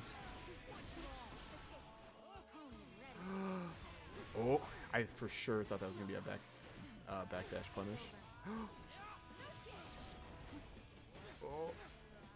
Oh, yeah. An unsung, what's it called? An unsung problem that Ram also presents is a lot of her moves, although semi-specific in use, are very, very good. Like, if you're using them for the right purposes, 2K is a nightmare, 5P is a nightmare. All of her normals are just nightmares to deal with. Okay, good burst. Satoshi hanging on with possibly the last sliver of life of the tournament. Yeah, he's only human. Satoshi's only human. Good stuff though, Satoshi walking away at 5th place. Yeah, for sure. And I think, but, you know, and Satoshi was really handling most of the other matchups super strong, too. So I think this could just be, you know, it's one of those things where it's like, man, I have not played a Ram like this. Whew, what do I do in this situation? Well, go back, watch your replays, watch them on the tournament VODs. You know, find those gaps, find the parts where you were having problems, and then lab those out, you know. It's like, what do I do when Ram's keeping me in the corner for 2 years?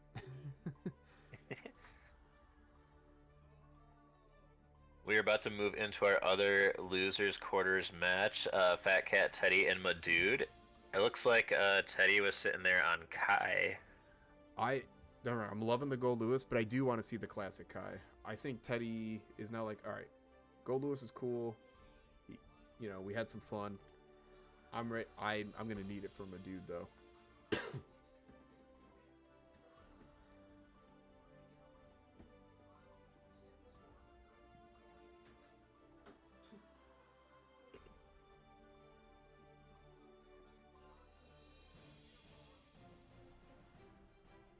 Oh yeah, Madoood has not won quite yet. Okay. Yeah, and I agree with the Kai choice. Having the DP is nice, and Kai has a lot of great neutral moves that can interrupt what Ino's trying to get in. It's really going to come down, against Ino, a lot of it comes down to round start. So you got to think about Ino's common round starts. 6P, 2K, I've seen some walkback 5Hs too.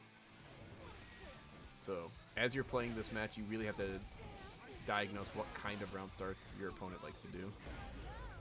Yeah, this seems like much more of a neutral focus matchup. Yeah. Neither character seems to have tools that just totally invalidate the other character. It's more so like specific things beat specific things. Yeah. Ino definitely has the mobility advantage with the dives and all the different dash maneuvers she can do, but Kai has like the better buttons in neutral, so it's kind of like Ino can move better around those buttons, but Kai can punish the movement better, so it's a little... Oh, but yeah. But being an experienced Ino, you know how to deal with these DPs. Oh, hard fought round, but Madoood takes it.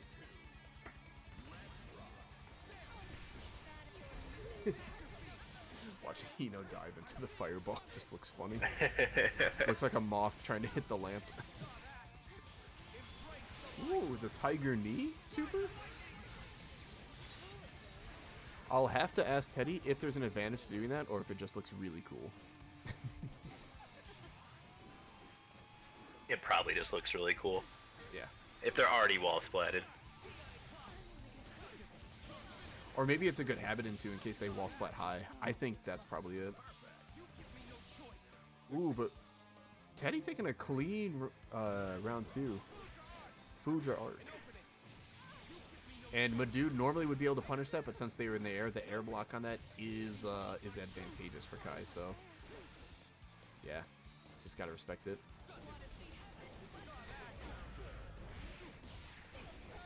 Stun.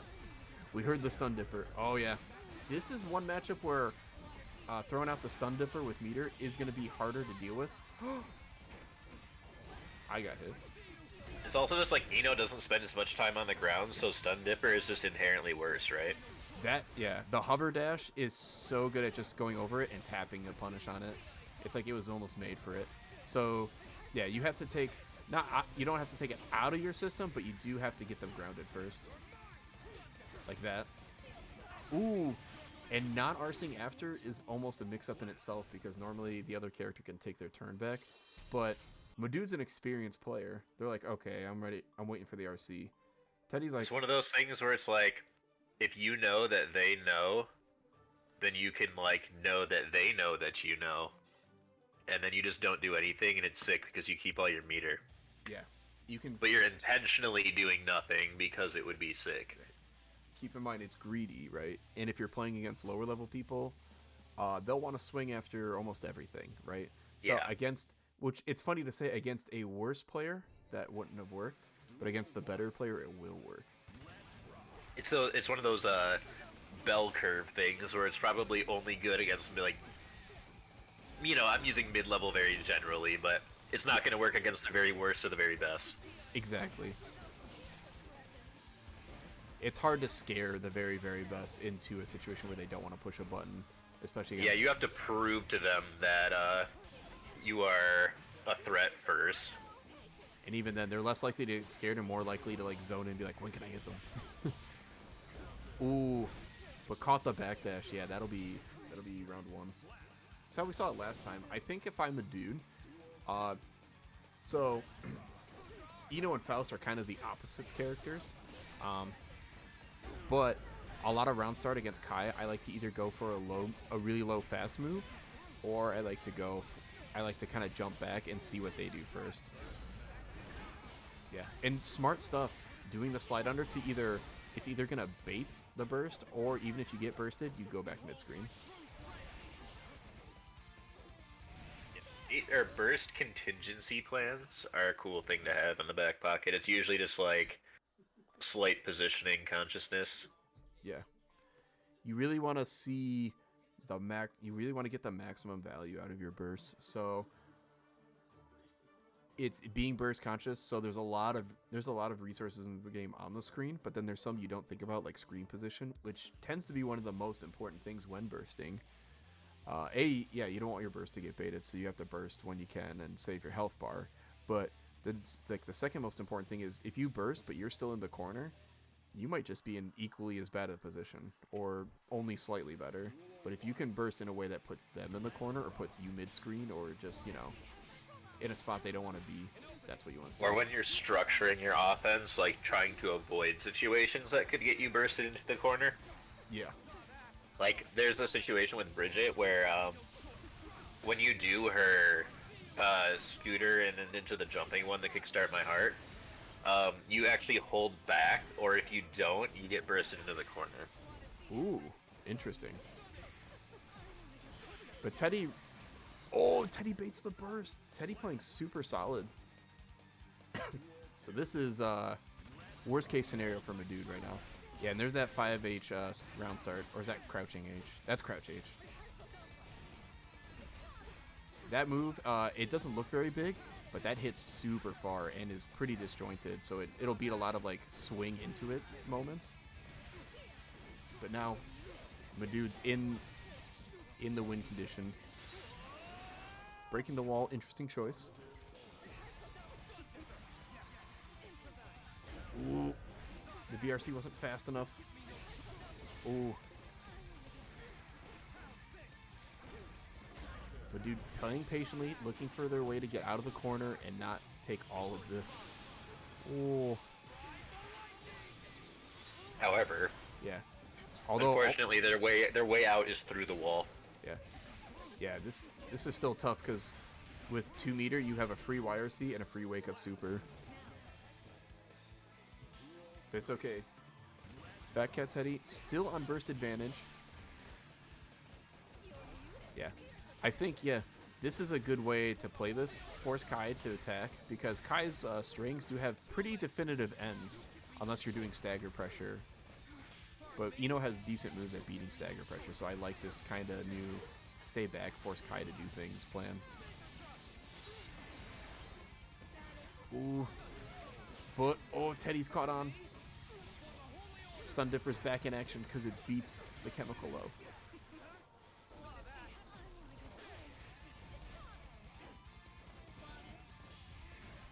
Ooh. Madoood trying to catch a lot of potential preemptive pokes and things like that, but just... Oh! Yeah. Good stuff, Teddy. 2-1.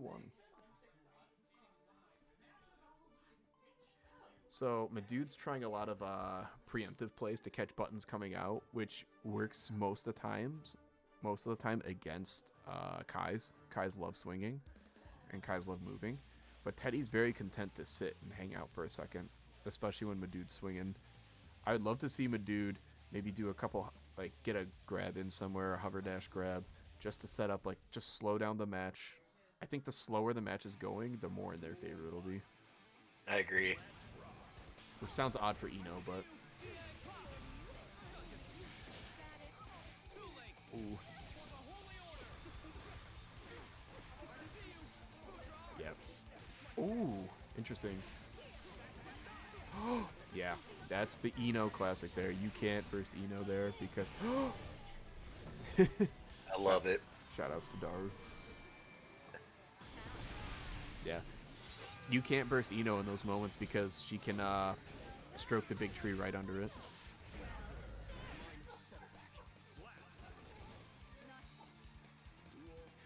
And now Madoood in the same advantageous position as Teddy was earlier. Ooh. Did you see Fat DP into walk forward? The saunter? Taking a nice little stroll. Oh no, the stun dipper. Teddy finding these exact spots to stun dipper accurately is doing so good. So I think Madoood now has to... Oh, that was a bait. Every other time Madood's Chemical Love twice and Teddy's stun dippered right after, and then they went for the low block.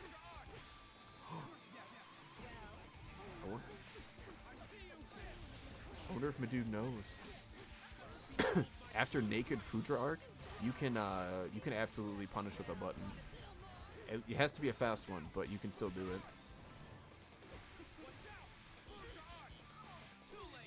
Oh, there's the grab. Fat Cat Teddy was saving it. And he takes it 3-1. Good stuff to Teddy. Good stuff to Madoood, also taking 5th place. Yeah, Madoood with a super solid 5th place. Looking really good. Teddy just had all the answers.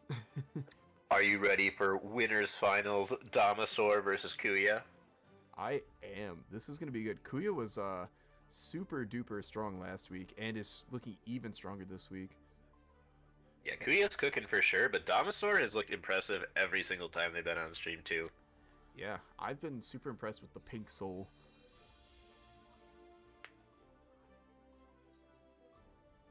The two titans of the day duking it out. Who's going to get that big grand finals advantage? And it's only 9:30. Hashtag on time. We are super on time. Oh, we got the May theme blaring. Alright. Okay, so...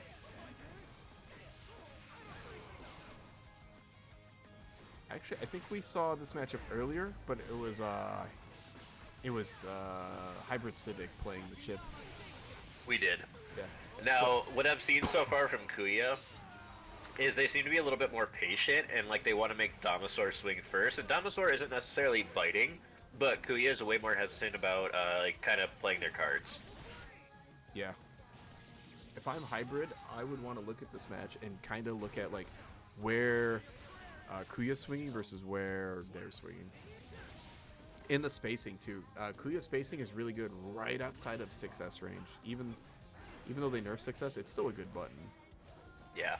Now what Kuya is doing is like Chip is probably the best whiff punisher in the game just because of his run speed. Or not necessarily the best whiff punisher, but he can punish from one of the farthest distances, and it's deceptive. Yeah. Far Slash is such a good button. It's weirdly disjointed. It's fast as heck. It reaches so far. And with his dash speed, it makes it so wacky, scary. I love this, going up the wall. Wow, that's a quick game one. Let's actually change these names.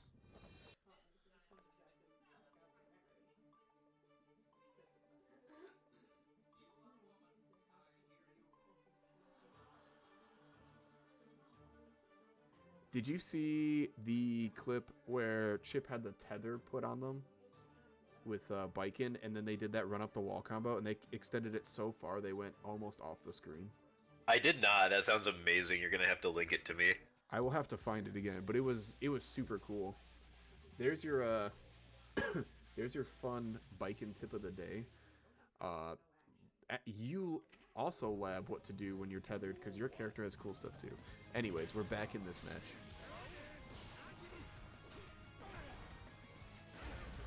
Ooh, the nice air to air. This will hurt. Domosaur's conversions are all so good. Yeah. Domosaur keeps it simple and then hits you hard. And I think that whole string gave Kuya one chance to get out of it. Yep. It all started with the simple knockdown. Oh, just misspaced the grab, forced to use the burst. Yeah, there's success. Goes so far. It's such an important tool for Soul. Ooh, telegraphed that grab a little hard. But now we're in Chip's strongest state. Hard knockdown after the wall break with wall break super. Positive bonus. Gonna give Chip some pseudo life here too, so if he does get hit, it's not too bad. I mean, still bad, but...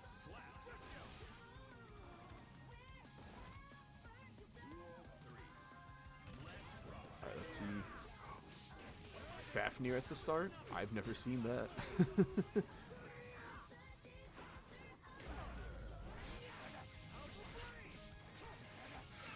Ooh. Clone barely missing there. Kuya still able to hold the corner. Oh my god. Really good that burst. First came at the most unfortunate time for Kuya. And the most fortunate time for Dinosaur, but Kuya had an escape prepared already. Ooh. This is gonna hurt. Yeah, Dom's doing some sauce here. It wall stuck. Oh no. my god. Yeah, good stuff for Dom. 1-1. Yeah, I was just thinking, I think Dom's playing super solid, but I think you need to soul brain it a little bit. And those jump in, do a couple grabs, that's perfect soul brain. Because that's the kind of thing that gets your opponent like, are they going to grab me again?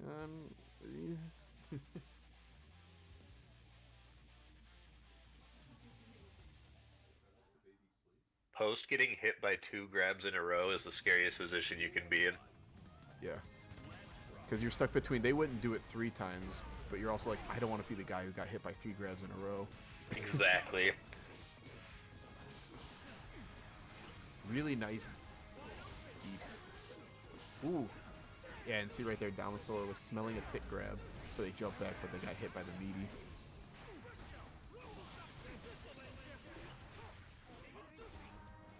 Although, Kuya hasn't thrown it in a while. It looks like they're saving it. They either want to use it to close out the round or really take advantage. Kuya also showed that they have command grab into red RC wall breaks on deck. So if they're in a position where that could potentially end the game, they have that in the pocket. That's true. And that takes some heavy conditioning. Really strong players will be able to jump the command grab on mostly reaction. You have to like kind of be watching for it reaction, but or I should say primed reaction. Ooh, the gosh, the 2S from Soul is such a good idea there, but Kuya was just one touch too far for it.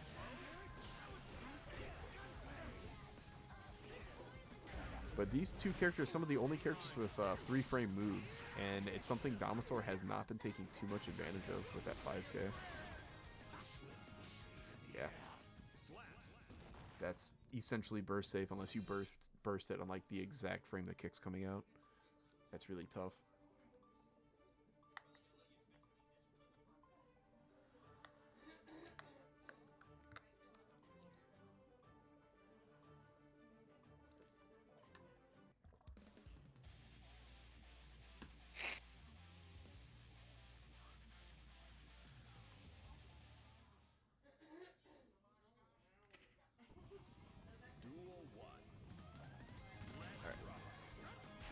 Both players kind of just chilling. Dinosaur swinging first. Yeah, Kuya's definitely playing kind of more of a whiff punishy style chip, which I think is the really strong way to play this character. I agree. I was gonna say that's kind of like what Bean does. That I think is the best way to play chip. I like the attempt from Dinosaur there. They pulled out the 5K in the middle of the string there, but Kuya just had the block barely in time. Ooh, the safe jump. Ooh, really good use of meter to 6P that. Is that a fake gunplay? Just right in his face. I mean, it makes sense if Kuya is trying to whiff punish, then throwing out a fake move would accomplish getting Kuya to run in. Oh, unfortunate drop though from Kuya. Is that 5K you were talking about? Yep. Yeah. Close. 2S from Soul is another move that's like that's the move that takes you from like a decent like kind of like 4 out of 10 Soul where you're like, yeah, you know, I get to 4 out of 10 hang out. Mastering 2S will take you from there to like 5.5. It's such a good move on Soul. It's a little tricky to use, but once you get it down. I'm surprised that didn't wall stick too. Oh, that mix-up's unfair. I know, 6K into RC jump D, so nice. Mix-up's so unfair. Ooh, the really deep.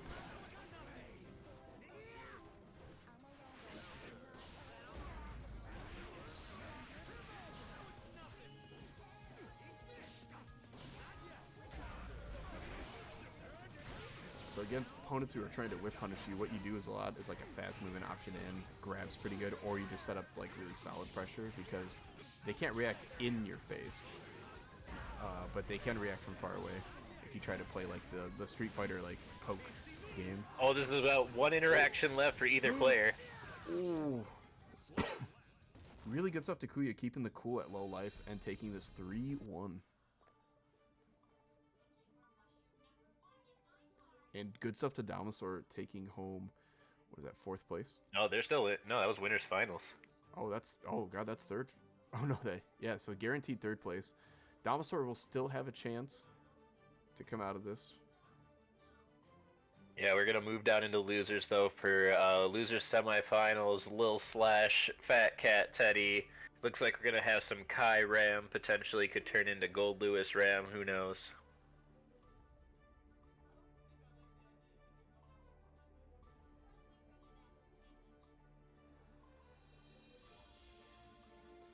Top 4.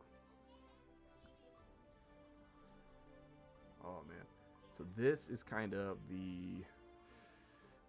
I think this is kind of the big test for Teddy here. Ram is not kind. And we've seen Little Slash definitely is the kind of player who will take everything they get and turn it into just a very, very bad time for the opponent. So yeah, Lil Slash is filling in for Lanxeared this top 8 with the monster combos. Yeah. Oh, I missed the Lanxeared combos. No. But Fat Cat Teddy gonna get the bonus from following the channel. Ooh, nice song. Yeah. This looks like a matchup where spacing outside of Ram's Far Slash into Stun Dipper could potentially be good. So basically full screen. I mean, Because dash far slash and dash heavy slash. oh, look at that. Just what I said happened. Oh yeah. Let's go. That's exactly how you do it. Because the moves are super good, but you have to be aware of where your opponent is.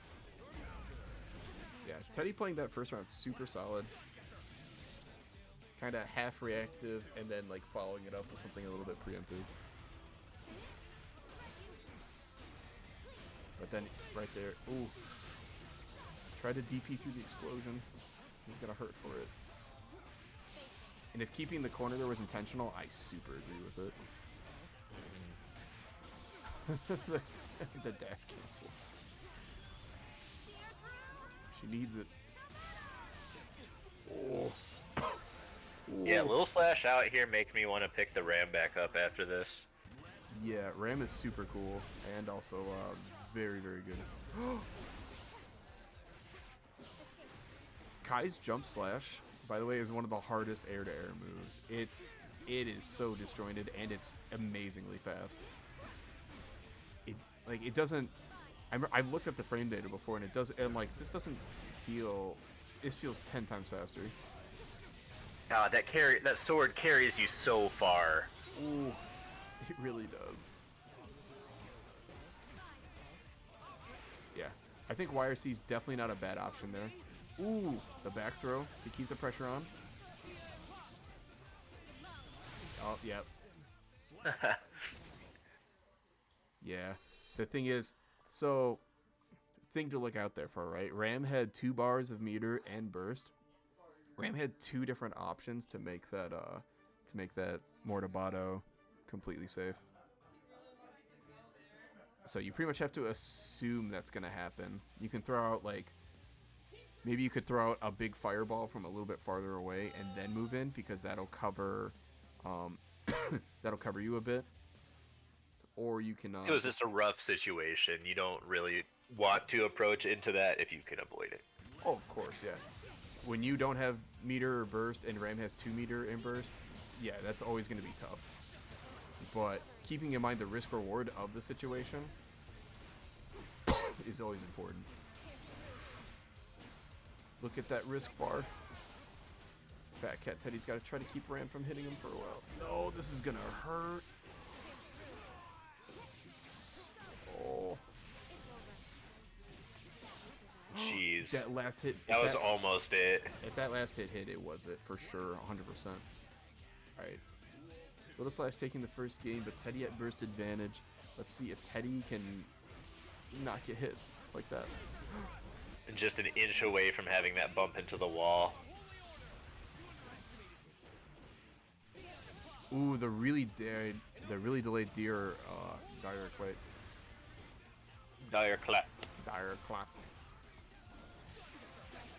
Oh yeah, there it is. There it is.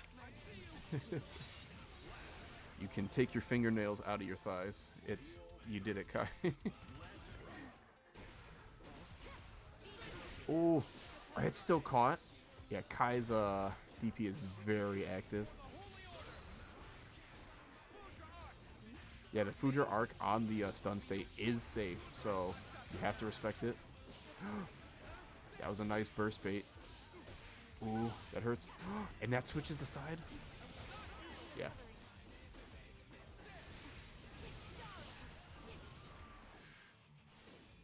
I love the wait. It's okay to just wait. Went for the interrupt. Oh, but that's gonna cost. I think this could. Oh, if that had stuck into the wall, I think that would have been the round. Even though that combo started at like 70% of Kai's life. Kai's alive. Oh, I can't believe it. Put that on Will a Kill. The burst bait. This should be a dead ram. Wow, with the absolute sliver of life, Fat Cat Teddy brings it back to take the game. The first time Calvado hasn't killed in the history of Guilty Gear. You're seeing it here live. Oh my god. I'm not even kidding. I'm submitting that for my Will It Kill clip.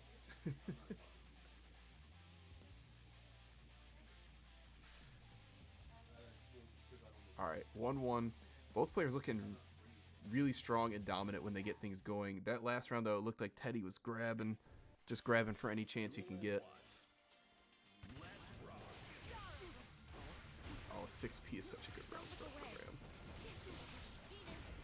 There were a couple situations last time where Lil Slash was like pixels away from like winning a round or getting like a massive 70 to 80% combo that barely drops. So if he can clean those up a little bit, it might be a different story this game.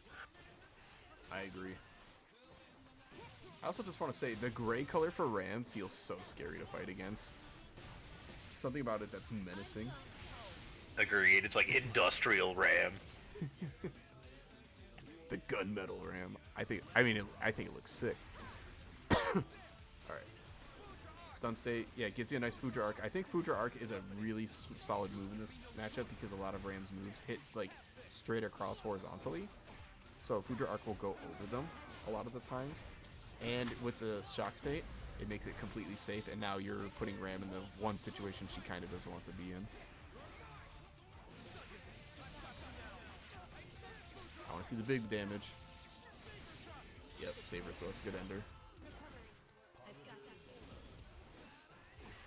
Ooh, smart not throwing the fireball, knowing Ram was just in a weird spot where it wouldn't hit. Because every Kai at that situation wants to jump back for a fireball. Yeah, there's no... It missed! Oh, barely missing. Ram shock face says it all. Oh my god, that's crazy. Oh, the Fuja Arc missed. Ram can be very small when Ram wants to be, so you crouching under the Fuja Arc, what a luxury. That's so nice. Ooh. Alright, let's get the shock state going. But Lil Slash says, I'm just going to jump out and take the corner. Now you're in the bad times. Oh, if you were going to burst, it had to be that first hit. Yeah, that new 2H on Ram 2, leading into such nice conversions, getting that slash 2H. Just pops them nice up for the sword toss and whatever you want to do. That's rough.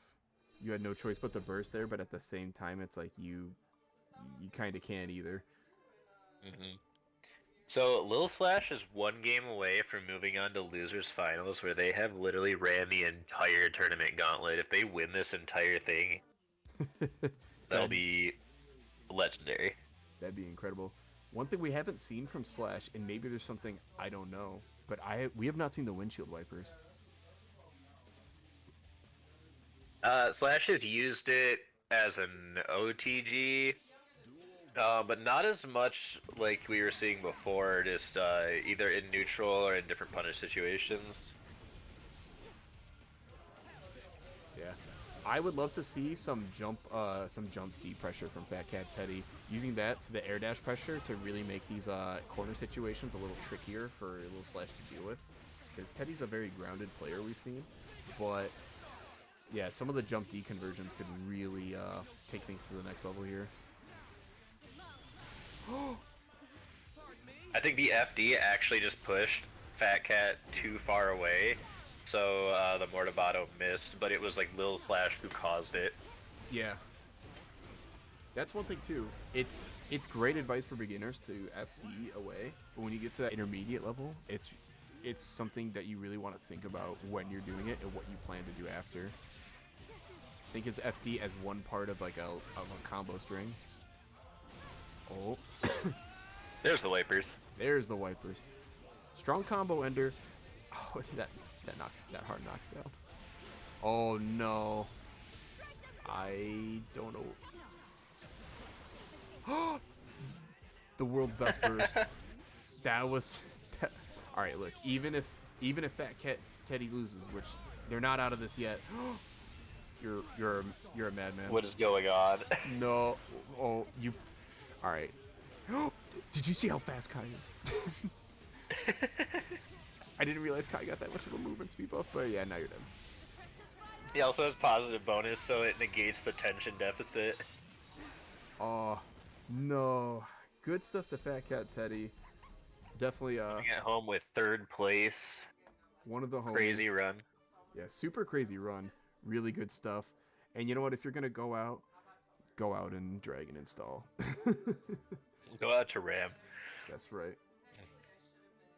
Now we're going to move on to Losers Finals, Damasaur's Soul versus Lil Slash's Ram. Yeah. Teddy thing, I shouldn't have gotten away with a few of those. Yeah. But you tried to make the most of it. That's what you do. Super good stuff. Fat Cat Teddy just showing that they are a scary contender in here, and they are ready. 3, 1.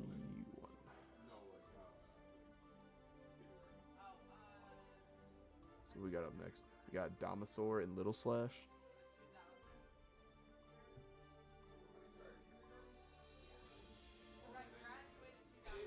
I just noticed Damasaur's horse bow tie person.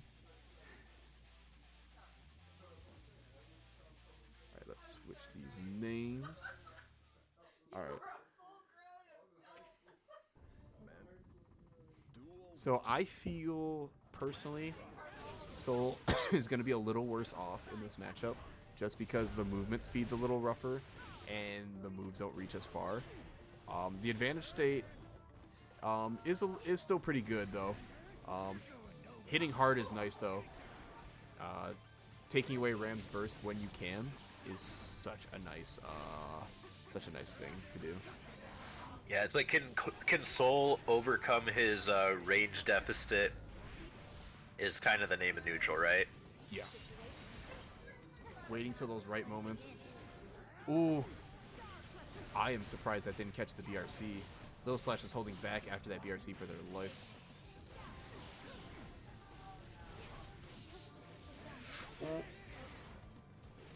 Okay, yeah.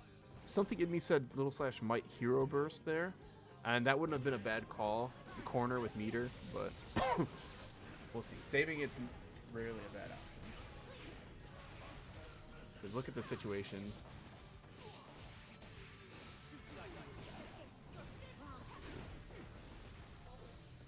So now, if you're Damasaur, obviously you want to win the round. But if you can't win the round, you want to try to force them to break the wall with Calvados to get your burst all the way back. Ooh. But, like I was saying, or just win the round.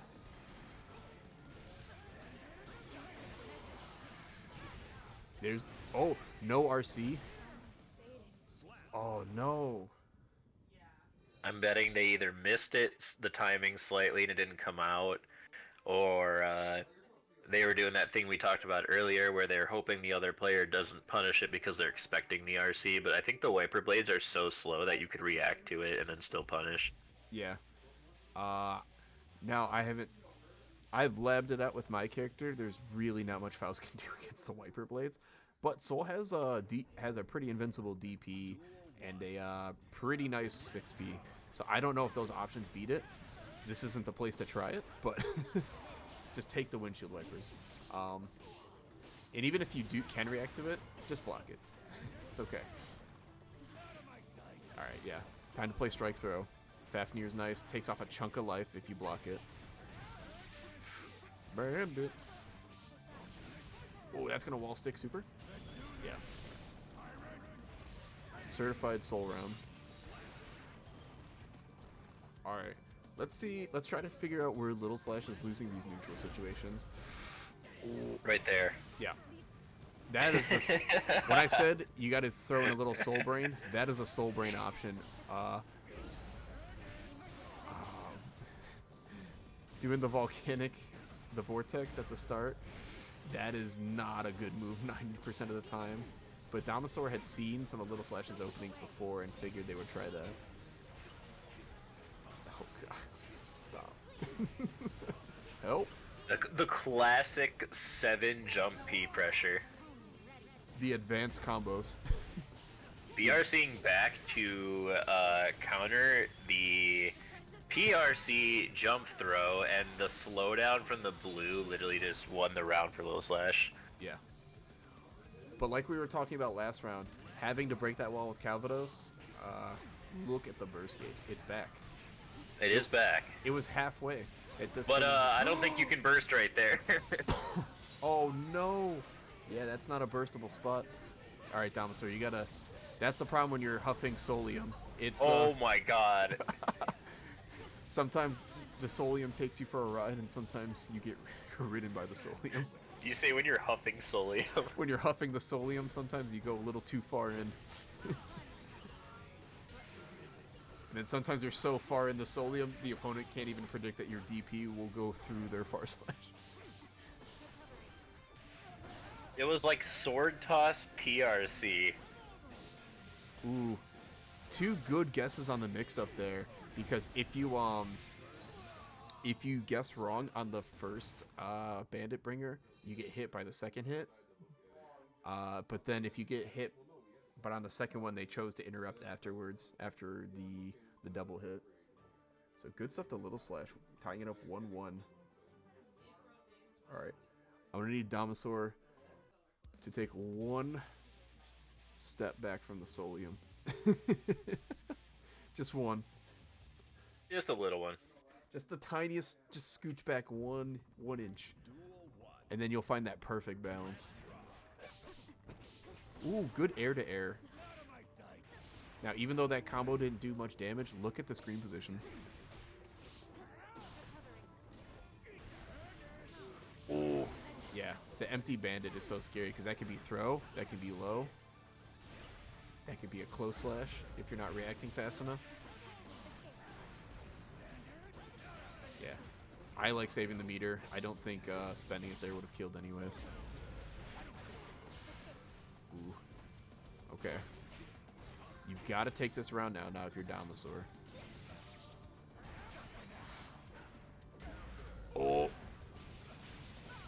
Trying to play around Moribado. Oh. Oh. Oh.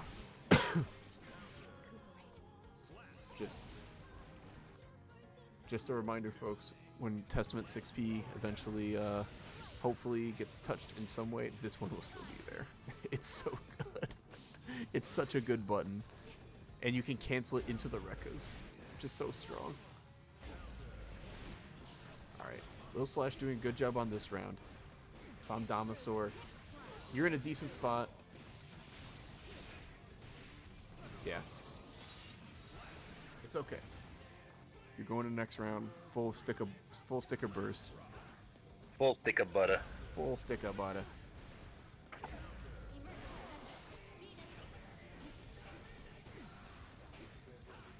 Ooh, that was nice. What a call out. If Damasaur guessed wrong, that could have led into a nasty counter hit.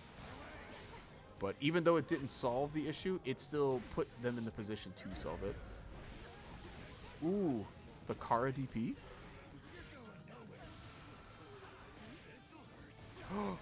This should be dead. Yeah, and it is. Ooh. All right, 2-1, and these games are scary. Yeah, will Damasaur get his run back against Kuya, or is Little Slash going to try to take the entire tournament from losers round 1? Damasaur finding the right level of Solium to huff, but will Little Slash poke a hole in the Solium tank? We'll see. We'll see.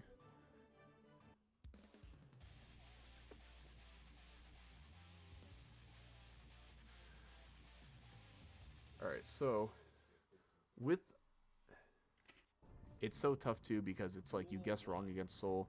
Now, I haven't seen Damasaur wake up DP. Oh yeah, that's what you get for doing risky special moves at the start. But they might have been trying to call out backdash, so.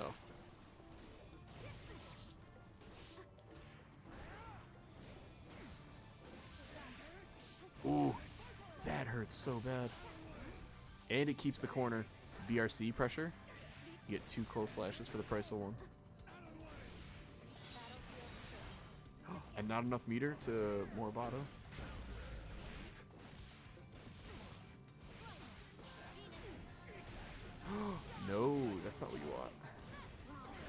Okay. Good awareness there. Good call out.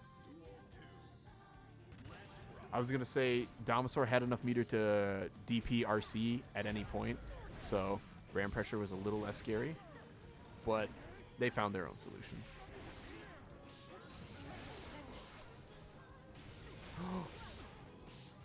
I like the confidence. The full screen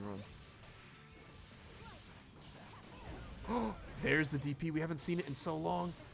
Oh, but now they don't. You know what's better than a DP? A wake up. Amortabato. Oh, yep. They baited DP right there, and it didn't come out, but they got the follow-up grab.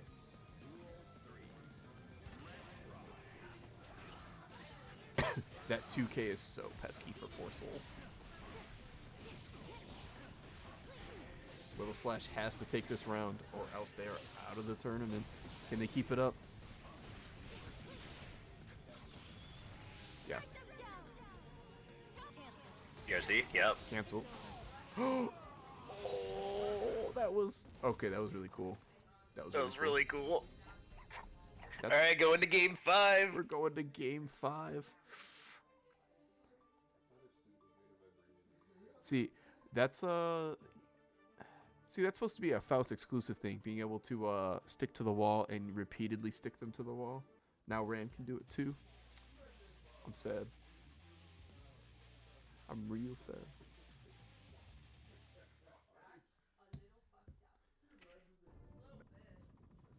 Alright. What's the round start going to be?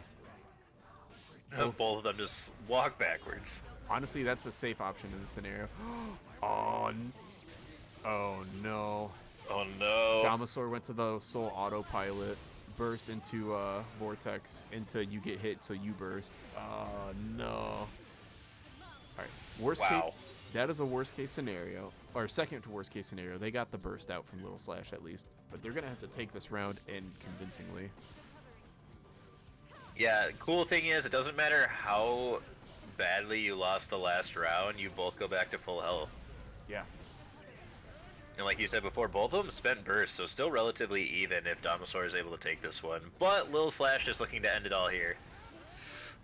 Oh, there it is. RC. This should do it. Yeah, okay. The only reason I say that too is look at the burst bars. Little Slash, there are specific ram routes that can probably kill before that burst bar becomes a factor, so... Although now, one or two more ticks up and it should be fine. Oh, nice. That 5H buff is looking so nice. It not whiffing every single time you throw it out is such a nice quality of life change for Soul. Oh no. Little Slash. Oh, good stuff to Damasaur. Keeping it simple, just throwing out the meaties. Ending it with a perfect. Wow. Great stuff to both players. Lil Slash beating 6 players on their way to that round. Finally losing in 3rd place. GG's to Lil Slash. For sure. And isn't this Little Slash's debut tournament? If it isn't, I haven't seen them before, so. I believe it is. That's crazy. Super good stuff to Little Slash. Oh boy, we're hopping right in there. Oh no. Yeah, grand finals, the run back from winner's side, Damasaur versus Kuya. Kuya able to take it 3-1 last time. I have so many graphics to change. Okay.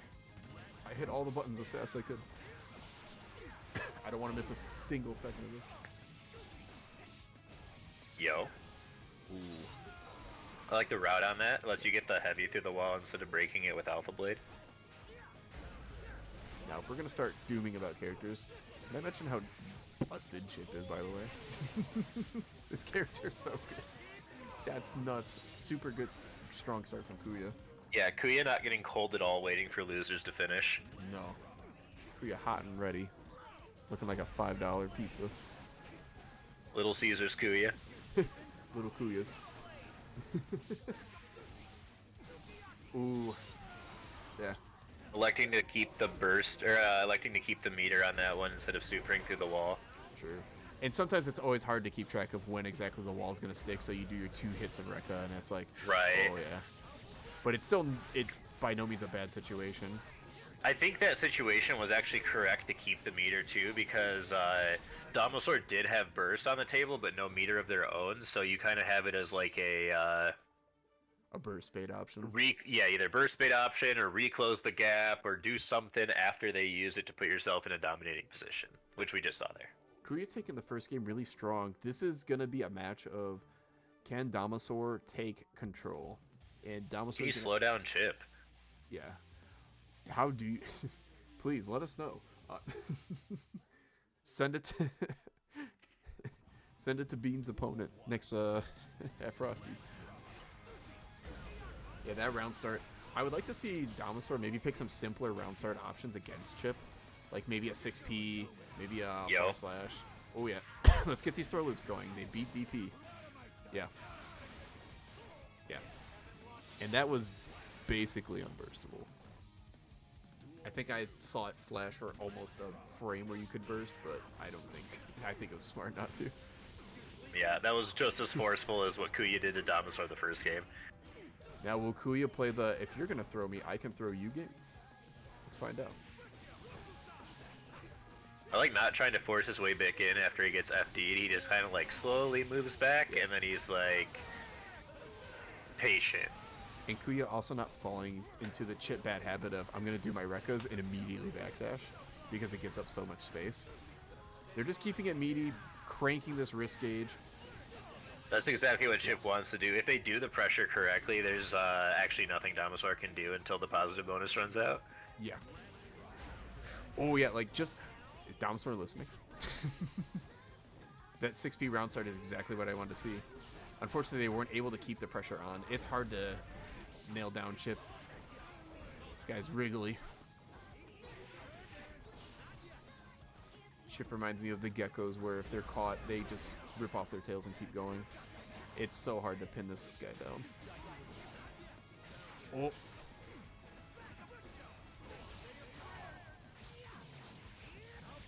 Nice. What? Is that 6P or 6H? That's 6P and 6H, I believe. Okay. I actually like missed whatever hit stuck him to the wall, but 6H was the one that sent it through the wall. Okay, okay. Yeah, because those two both look pretty similar. Kuya taking it round 2, but Domosaur getting it narrowed in, but they got to win 3 in a row. That's just a reset. They got to do 3 in a row and then another set. I don't think we've had a bracket reset win yet. We have not. Is this the first one? Let's get through this next game first, though. One game at a time. Yeah, we're getting ahead of ourselves here. It could just be a 3-0 for Kuya. So, let's see what we're gonna pick at round start for Domosaur. Just a nice little jab to check any advancing options. Yeah, I like the early burst. Yeah, and look, there's that dash far slash. It's menacing. Maybe 6S could be a good option to catch that off guard. It is committal though, so you have to be careful. So what they were looking for there is when they did the Alpha Blade horizontal, they were trying to run up the wall after, jump down and get that cross up that we tried to see earlier. And if they did it correctly, they would have carried them back across the stage, and it would have still been basically getting the entire round without having to break the wall and reset neutral. Oh yeah. Do you remember the score for Domosaur Little Slash? Was it 3-2? It was 3-2. Okay. Oh. Okay. This is not... Yeah, okay, yeah. I agree with the YRC. Try to stop the momentum, but Chip finding a moment to interrupt. Chip has such good interrupt buttons, too, for the defense. Chip's 2K is second only to Axel's 2K in obnoxiousness. Out of my sight. Yep.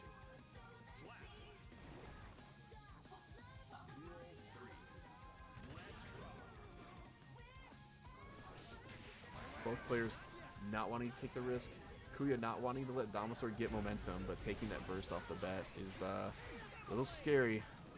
Kuya in a good position here with burst, life lead, and stage positioning, so... But great burst bait from Domosaur, and just deletes half of Chip's health bar. Alright, but there is a DPRC on the table, so something to keep in mind. Oh, but the The cross up. cross up.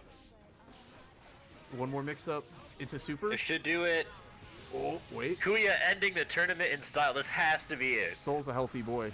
It does. He's not that healthy though. Good stuff to Kuya taking grand finals 3-0 over Damasaur. Yeah. Wow, super good stuff to Kuya. Oh my gosh. Damasaur was looking so scary in losers, and I think at the end they were kind of getting their groove figured out, but just a pinch late on it. Super good stuff to Damasaur, super good stuff to Kuya. Yeah, we'll run through the top 8 here really quick. First place, Kuya. Second place, Damasaur. Third place, all the way from losers round 1, was Lil Slash. Fourth place, Fat Cat Teddy. Fifth place, Satoshi Exerd and Madoood. Seventh place, Noisette and Albert Doug. For sure. A lot of first timers out, and even though this was a smaller tournament, we didn't see anything worse than anybody else has put up. This was such a strong tournament. You know, I like that I heard that Lanxeared was trying out the Testament. I like that people are trying out new stuff. Fat Cat Teddy pulling out the Gold Lewis. Super good games. I think it was, and it's so interesting too. I would love to look back at that Kuya Damasaur game because I feel like Damasaur was like one ingredient off from having Kuya's number too. It's just Kuya's pressure is so strong. Yeah, sometimes this is how it goes. Yeah, for sure. Anyway, thank you everyone who tuned in. Thank you everyone who played tonight. We hope you guys all have a fantastic rest of your week and enjoy Frosty Faustings this weekend. For sure. And if anybody's still watching, if you want to run some set reviews with me, or you want to, play anybody, you want to get better, how do I get up to the guy above you? Reach out, ask him, ask if you're a Kai player and you're like, oh, I want to get better. How do I get like Fat Cat Teddy? Just message Fat Cat. I'm sure they'll respond, But yeah, feel free to reach out for VOD reviews, anything like that. I'm more than welcome to help. And I hope everyone has a good evening and watch Frosties this weekend. And with that, we bid you guys a good night. Adios.